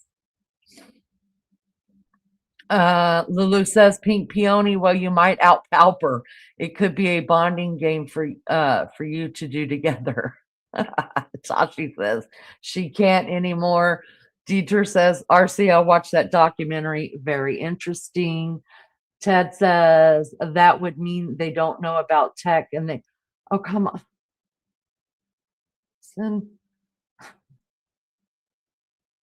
Ted, I really have got to talk to you and Jay on my panel. We're going to have to get back into this because y'all need me. You need me. You need me. You haven't done enough research. You got to get in there and research, love bugs. You can't repeat what you hear. You've got to research. Sally says, I think the president must have been given some bad info that didn't pan out. Then could be. Absolutely could be. Yeah. But Sally, my whole thing about that was why was he asked about Nancy Guthrie? Do you know what I mean? Like there's billions of people in our world that are missing. Is it because of who she is, who her daughter is? That was more of my question. Like why would the president even, like I would be like, you know, ask me later or something. You know what I mean? I just don't understand it.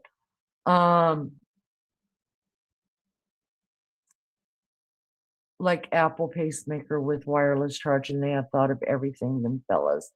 Deborah says, I think she tried to get out the door possibly because there was blood inside the door also, right?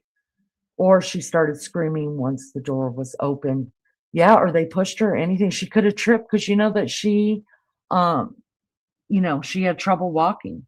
So, I mean, she could have tripped. They could have been trying to rush her or anything. But I do think that she was on her hands and knees right there right outside the front door. Pink Peony says, President is a brown noser. If it was an average Jane being kidnapped, he would not mention it at all. Nancy back on TV. Oh, you want me to put her back on? I will. Give me a second. She got punched or to shut her up. Deborah, yes. Even my my co-host thinks that she got popped in the mouth or the nose. Jump says, I think she was deceased. That front porch is very sus. The guy stood and was front and center in the camera staring at it without a backpack on. I think that was a couple of days prior.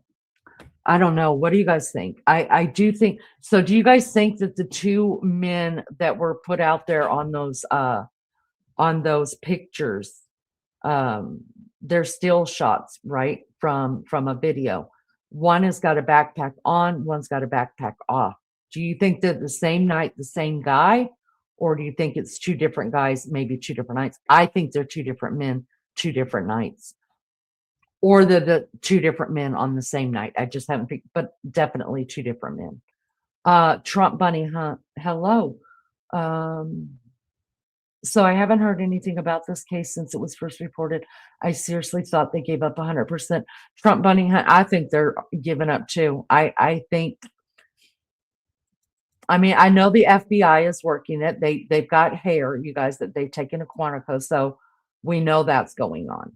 And then Brian Enton did report that the FBI is still been going to different houses to ask more questions and stuff like that. So they're still there. It's just because nothing big is breaking in the case, nobody's talking about it. That's why. And it is, I mean, that's just what happens though, right? On to the next. That's how they make their money though, right?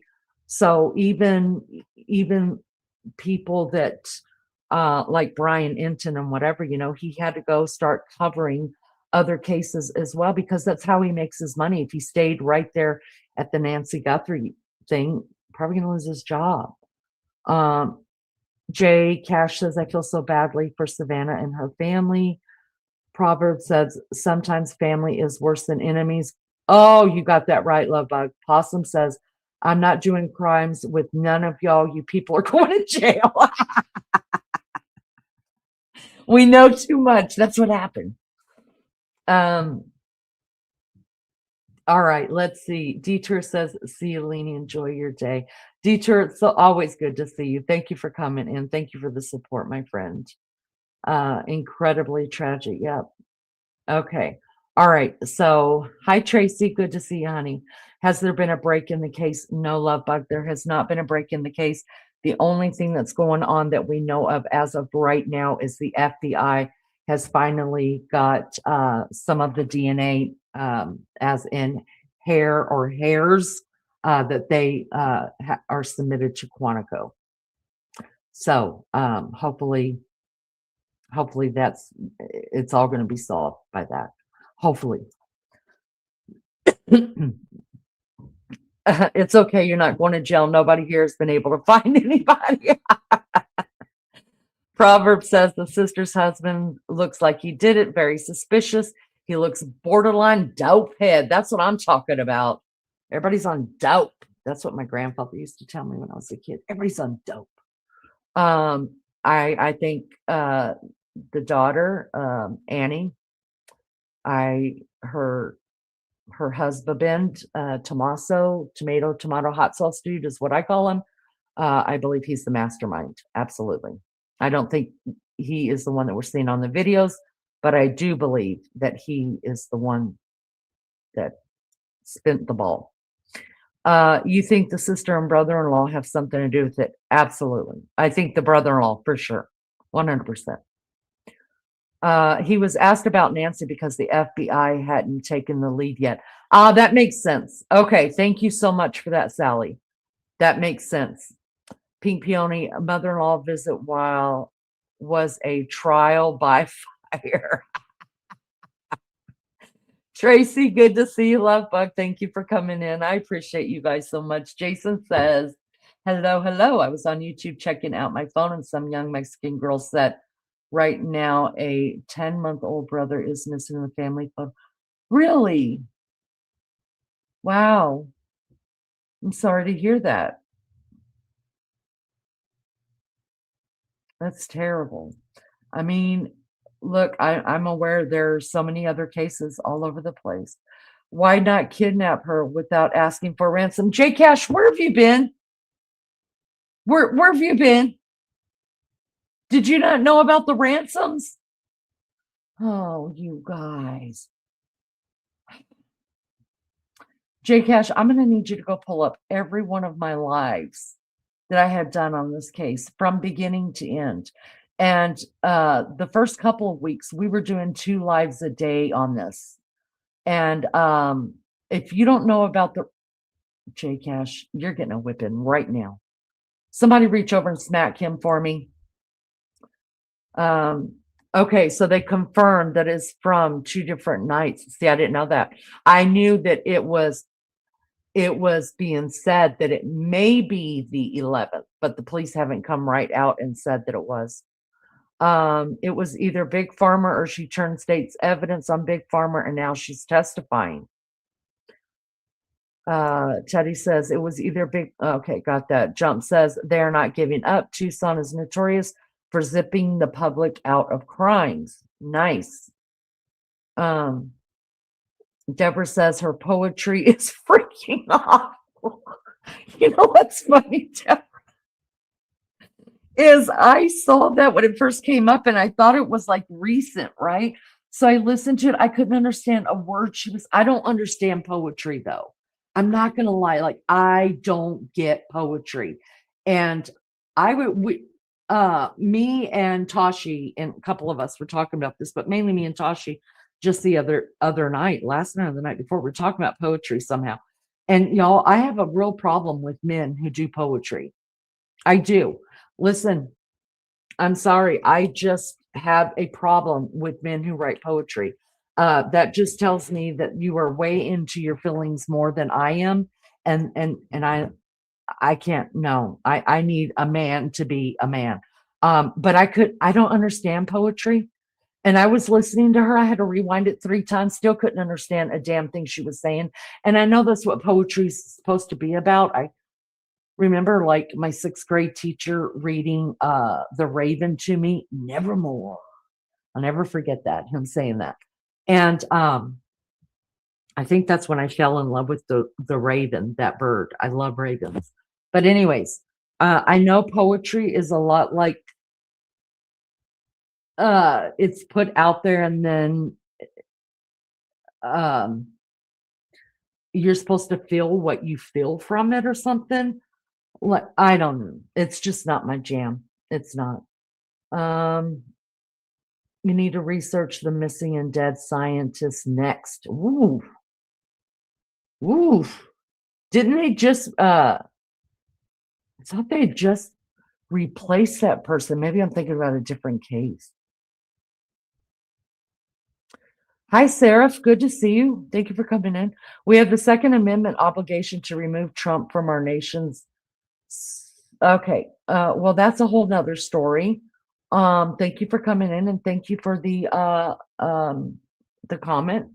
But you know, you have the right to believe however you feel. It's just not what we're talking about right now. Tommaso came to the back and propped open the doors while the silly porch man did his thing, Peggy says. Propped open the doors to carry her out, but I think Nancy fought through.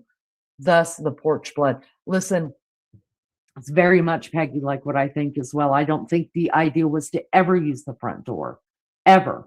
But I think it has more to do with her mobility, and it was quicker to get the car up to the little half circle driveway there and get her put in there than it was to take her out the back, bring her around to wherever the car was parked.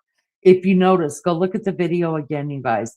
I can show the video and show you 3, not 1, not 2, but 3 different places just in that short clip video that the FBI released to us where the video's been spliced. And I believe one of the places that it's been spliced that we don't get to see is where the car is parked right by there.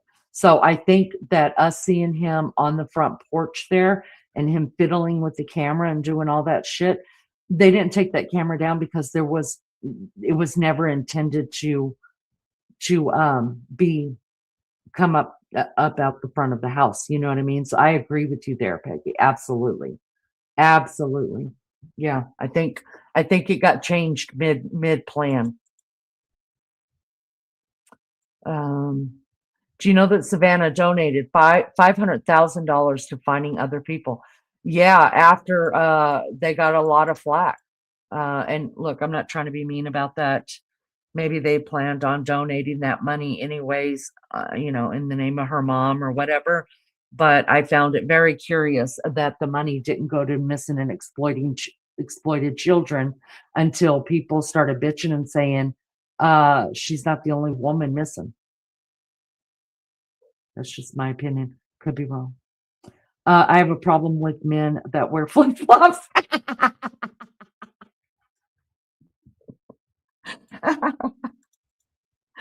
Oh my goodness. If some man wrote Tashi a poem, she'd laugh and likely hurt their feelings. She probably would. Let's do the scientist. Good to see everybody in chat. Thank you guys so much for being here. I love the chat. Well, I know this for sure. RC says AI is bullshit. Listen, don't question RC on that stuff, you guys. You will never be as smart as him. Proverbs says the sister and brother-in-law should have just done like every other family members and asked Nancy for a loan and never pay it back. Straight up.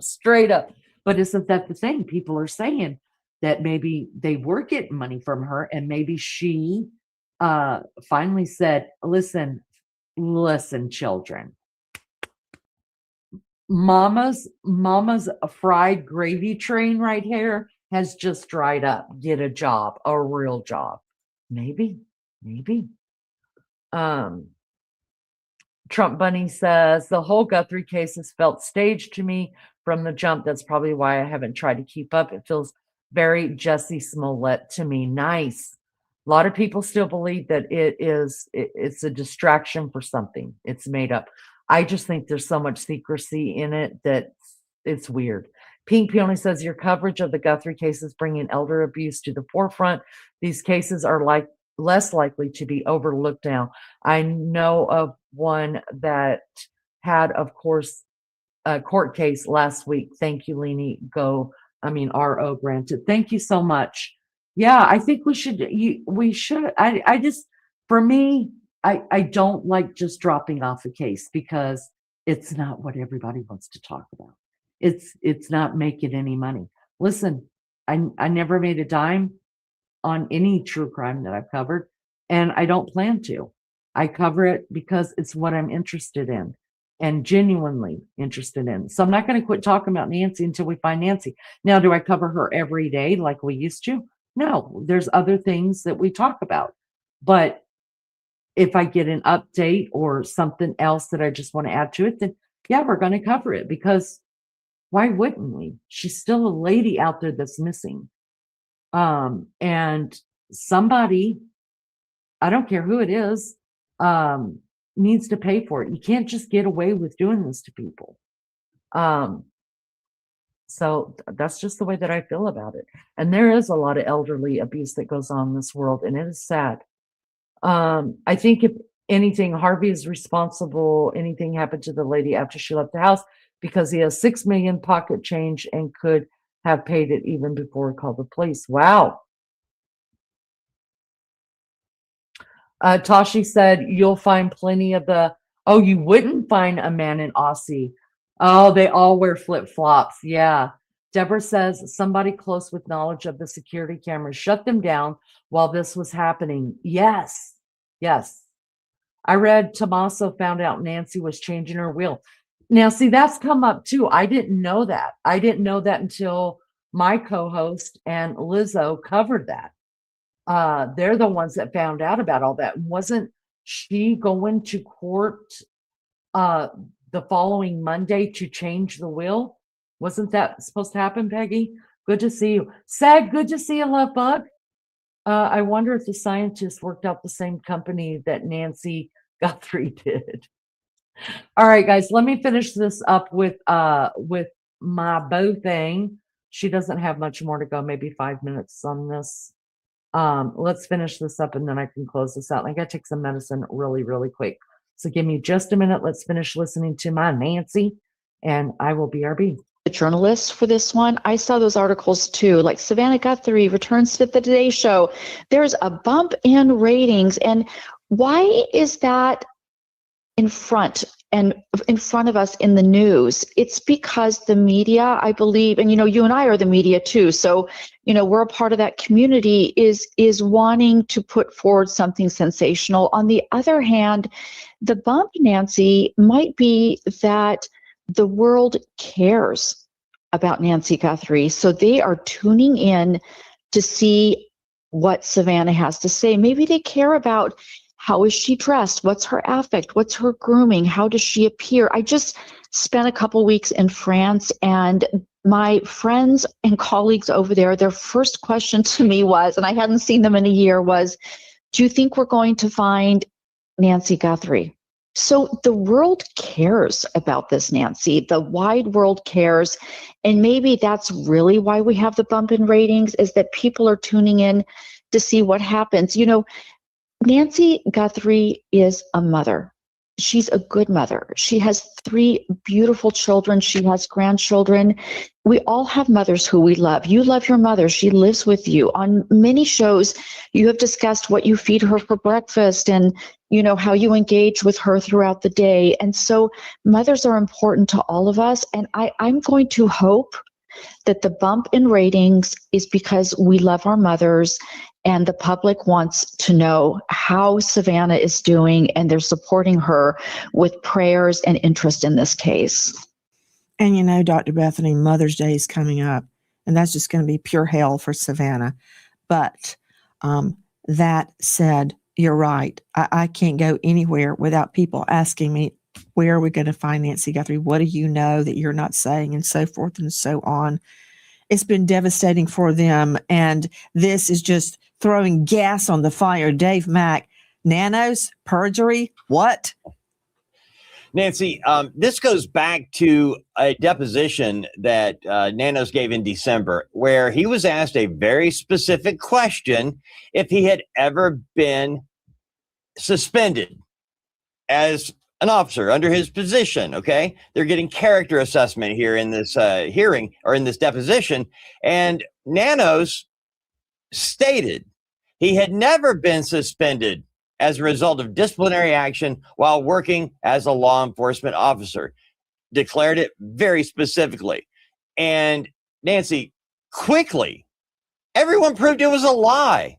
Not just a little one, not just a mistake, a big lie. Nanos was suspended. Nanos actually was suspended so many times in his time in El Paso, Texas, between 1976 and 82.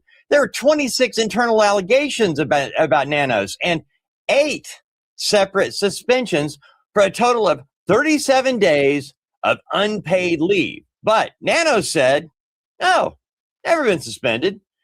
Now, after being accused of perjury, Nanos' lawyer says, oh, he didn't understand the question. He misunderstood. He thought you were talking about. Let me ask you something really quickly, Dave Mack. Did he say it under oath? That deposition was not under oath, Nancy. I don't think it was anyway. When I was looking over this, actually, I thought all depositions are under oath. If it's a deposition, it's under oath. I misspoke.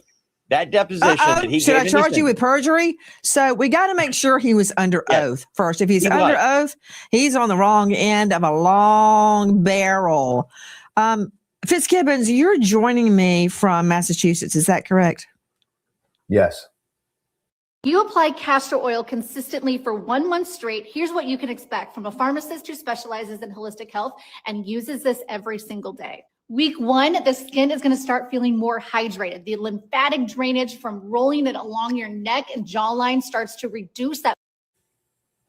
Do you guys have gnats up there? GNATS, gnats? We do. They haven't really started biting just yet, but coming in May, that they'll start to be very active here. Well, in the South, there are biters, and then there are just gnats that are simply very irritating, and you can hear, you just see them. And that is how Southerners can tell if you're from up north, because if you're from up north, you go like that. And if you're from the South, you go. That said, I don't care about Nanos' alleged perjury charge. That's like a gnat flying around my head. All I care about is how all of his distractions are going to harm the search for Nancy. How can he focus? And if your leader isn't focused, then the troops are not as focused as they should be. If the leader is completely distracted, how is that hurting the investigation? Thank heaven the feds are involved. Well, Nancy did not ask me the question, only because I'm not on her panel, because I've got big answers to this, big answers to this. Day 1, first presser conference, 4 words didn't come out of Nano's mouth before I said, he's not a leader. Listen, I know way too much about the military, and I know a lot of my thinking comes from a military background and what a leader should be like. And I guess that's what I base things off of. And I knew right away, I was like, there's no way I'd ever want to work underneath that man, because no, he is not a leader. So there's that, Nancy. And let me ask you this. I would shoot back a question at her for that. I would be like, is it really a distraction that they are trying to get Nanos out of office, or will it turn into something that will find Nancy? Because there's a reason that Nanos did not want the FBI involved. 1, there's a reason Nanos did not accept the Cajun Navy's offer to come in for free to search the grounds. There's a reason for that. There's some kind of secrecy that he didn't want them to know about. And I don't think it has anything to do with his past. I think it has something to do with the Nancy Guthrie case, and they were going to find it.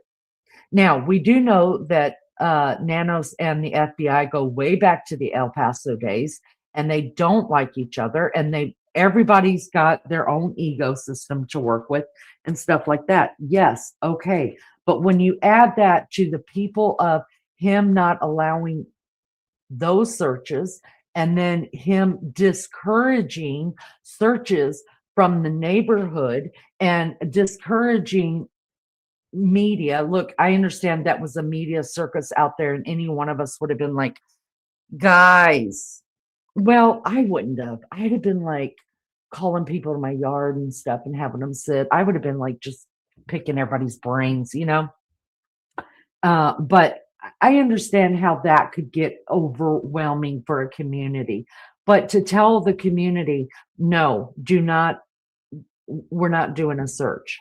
That just screams really, really loudly to me that he didn't want them to find something or didn't want her found right away. Does that make sense? Let me jump back in chat really, really quick. Hi, Anna. Anna says, how do you spell talking about this? How do you spell? Are they still talking about this?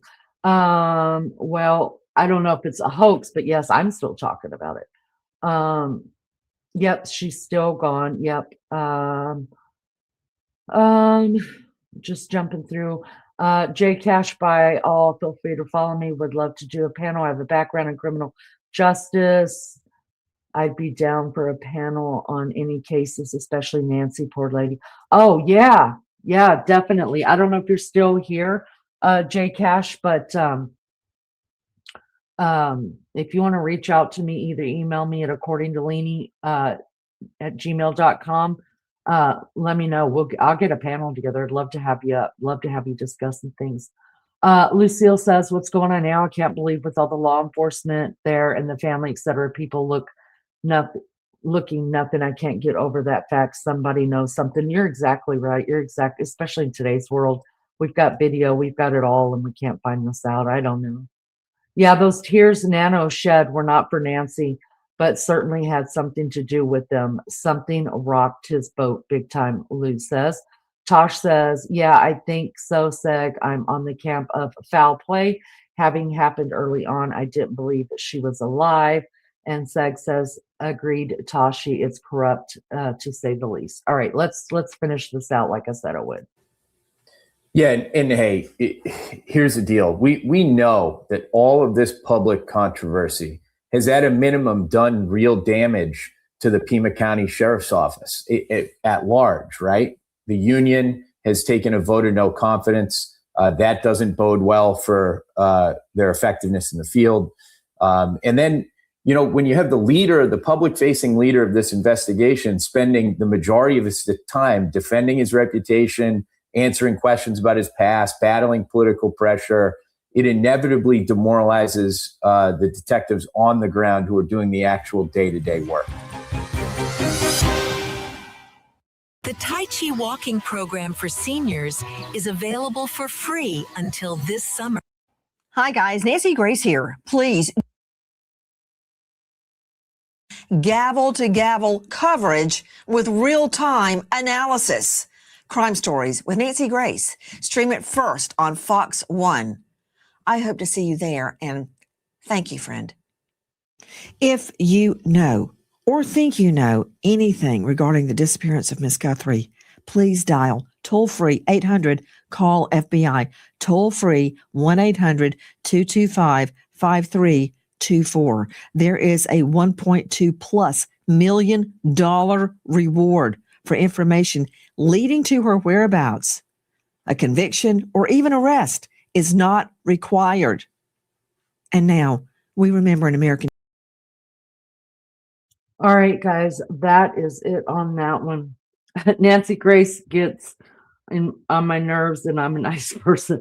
I used to not be able to stand Nancy Grace when I was younger. I mean, I've watched her for a long time. I think the first I really started watching her was during the you guys remember when Anna Nicole Smith died and all that? I was living in Florida during all that time, and Nancy was working for Court TV. Banfield was working for Court TV. I think I know for sure Banfield was, because she was covering the court cases. Anyways, and oh God, I just would turn her on wanting to listen, because I always thought she was so smart, but I just couldn't handle her like directness and meanness. And then the older I get, the more direct and mean I get. And I appreciate that, just like, don't try to bullshit the bullshitter, you know what I mean? Kind of thing. That's the way that I feel about it. Like, don't come at me with that, because I'm not stupid. You know what I mean? And I get her now. And she's my boo thing, y'all. She's my boo thing. I love me some Nancy Grace now, but I understand her. I do. Tashi says, I thought it was suspicious when and how Nanos dismissed the cam footage of that car zooming around at 2 a.m. and he made out that they had hundreds of thousands of cars in the area at the time. Yeah, he's stupid. Seg says, Leanie, yeah, I think I'm mellowing. I'm definitely mellowing. I know it probably doesn't seem like it to you guys, but I was a handful. I'm still I'm a half a handful now. I'm learning to control things. I can't always control it, but I try. Trump says, it's her delivery, it gets to me, and the hours of scripted shock and awe. Bombshell, Trump bunny. See, actually, I just dig it. I can't help it. And I don't like small talk. You know what I mean? So like, and I don't like people trying to just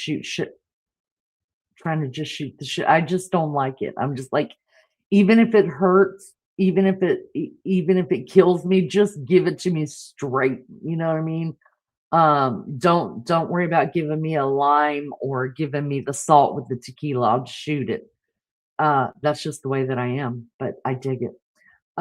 Do a side-by-side picture of Savannah Guthrie's mom on the Today Show versus the picture of the police put out of the two different people. I'll do that on the next one. I'm getting tired, guys. I've been on here for 4 hours. I'm getting tired. It's early in the morning here in Indiana. I love Nancy's sarcasm. I want to be like her when I grow up.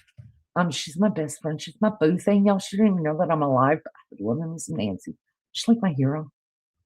Nanos and Tommaso, something's there. I'm beginning to believe that. I'm beginning to believe that. I don't know where the connection is, but I kind of feel something is connected. I didn't believe that. People have been saying that for a while, and I didn't believe it.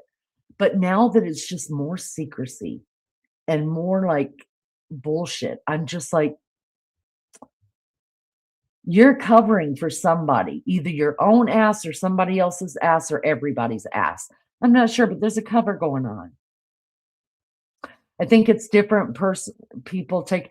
Wait a minute. What picture are you talking about? Just Savannah Guthrie's mom on the Today Show versus the picture the police put out. It's two different people.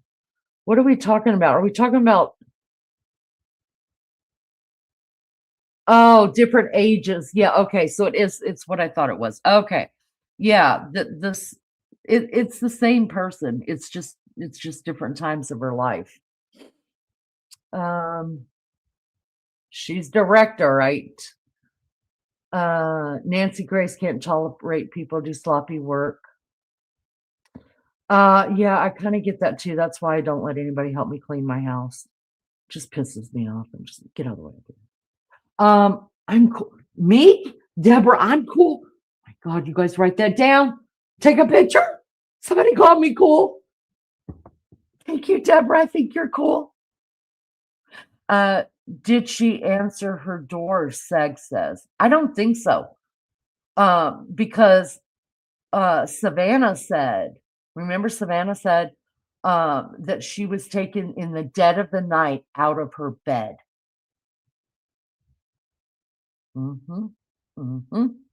So that answered that question. I thought she was like kidnapped. Well, she was, obviously, because she's not there. There's blood on the ground, but was that the true? Well, if we look at it, like the back door's propped open, okay, and then we know she's taken out of the bed in the dead of the night. So I guess the idea was to kidnap her. It's just they got thwarted by whatever reason, and they ended up coming out the front door with her instead. But was the idea was just to kidnap her, and then the ransom, which I don't believe to be true at all, to get or to take her out of there and kill her and just have her become missing, and then eventually in three years they can have her declared dead because they can't find a body, and bada bing bada bang, there's some kids of hers that are a lot more rich than they were before she went missing. Who knows? I don't know. It's all a possibility, though. Tasha says, cough, cough, for those that didn't know, Nancy Grace is Leanie's biggest fan and pays Leanie and all of us a wage to do these shows. Listen, Tasha ain't lying. Listen, Tasha's lying. She's frying, y'all. Okay? Let me tell you something. There's been many times we've gone live on here, and we have played Nancy, who is covering and saying the same damn shit that we have already covered and already talked about on this channel. So we know Nancy Grace watches us, you guys, and she gets her content from me. And we are paid trolls, just so you guys know. That's what I heard. I heard we're paid trolls. I'm the leader of the pack. No, look at her neck and her bodysuit in the Today Show's picture. Her neck grew 3 sizes. And okay, I'm you know what I'm gonna do, Teddy? I'm gonna work on that. I am. And the next time I go live with Nancy Grace, I'm gonna have all that Nancy Guthrie, I'm gonna have all that pulled up. But what I am gonna do is try to come up with as many dates as I can on those pictures. And the reason is, listen, I'm a woman, okay? And I'm just gonna break it down to you, okay? I'm going to tell you some cold, hard truths about women. We women, within a span of 2 years, literally can look completely different. Like a different person altogether. Age has to do with it. Medication has to do with it. Genetics has a lot to do with it. But I'm telling you right now that within 2 years, we as women can look completely different. Teddy says they opened the door to let the smell of the chemicals out. How to say it? Teddy, I like you. I like you.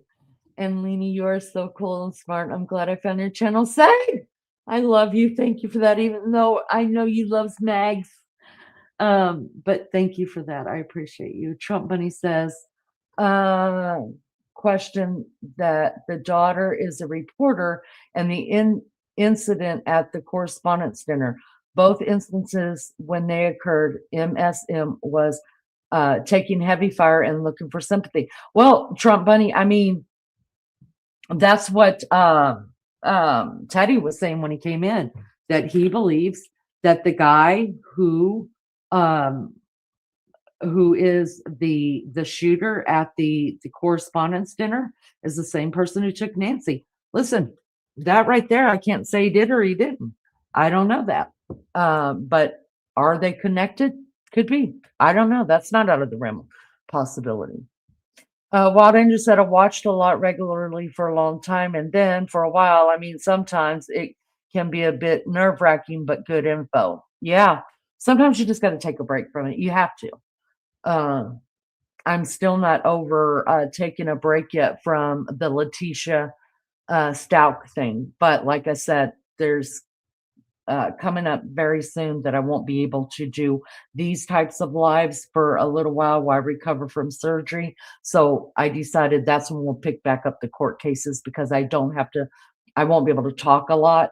So that's what we're going to be doing during those times. Just trying to get me healed. But when we're watching court cases, then I don't have to do a lot of talking. So yeah, I had to walk away from that for a minute. That was a lot. Opening the doors to air out the house, very interesting, very possible. She was on pain medication, puts on weight and fluid. Yes, that's right. And not to mention what steroids, like even prednisone. Guys, I've gained 4 pounds on freaking prednisone. It's probably all water. I know that, but it is what it is. And medications absolutely do interact differently, I think, with women than they do men. Believe me, I know. I was with one woman for 15 years and another woman for 12, and they both look gone to me from here. Listen, Ted, honey, listen, you tell it like it is, okay? You tell it like it is. Seg says her daughter gives me a bad vibe. Sorry if I'm offending just something off. No, that's not offensive at all. We've all got our own thoughts about it. I don't think it's being disrespectful or offensive. I mean, if people, we're grown. We're allowed to think what we want. And it's not that we're trying to be offensive, but it just is what it is. No shit, Trump Bunny says. I just question a lot, and several of these viral moments have left us connecting dots. Yeah, I could see that. I definitely could. My husband is a conspiracy theorist, and my boys are too. And I'm constantly having to walk away because I'm just like, you guys. So, no, I get it. I get it how everything can pile on and then you just start connecting dots. But for me, I'm just like, I need proof. I need proof. I need proof. I need proof. Do you mean Annie? Deborah wants to know. Not sure who. Are you asking Seg if he's talking about Annie or Savannah? Her daughter gives you, Seg, which one? Is it Savannah or both or Annie that gives you bad vibes? All opinions are welcome here. That's right. That's right. Is body movements in the video from when they showed the same guy going in the door at Savannah Guthrie's mom's house? Well, I've got that video. I will show it on the next one. I'm just too tired to be doing it now. When you look at the pictures, look at her neck, around her eyes. They sunk in, which means she's wearing a bodysuit. So you think it's a female, Ted? You think it's a female? Deborah Seg says Savannah. I mean, a lot of people are pinpointing. I mean, they're pointing fingers at Savannah as well, right? I mean, when you don't know, you don't know, and everybody is suspect. Everybody.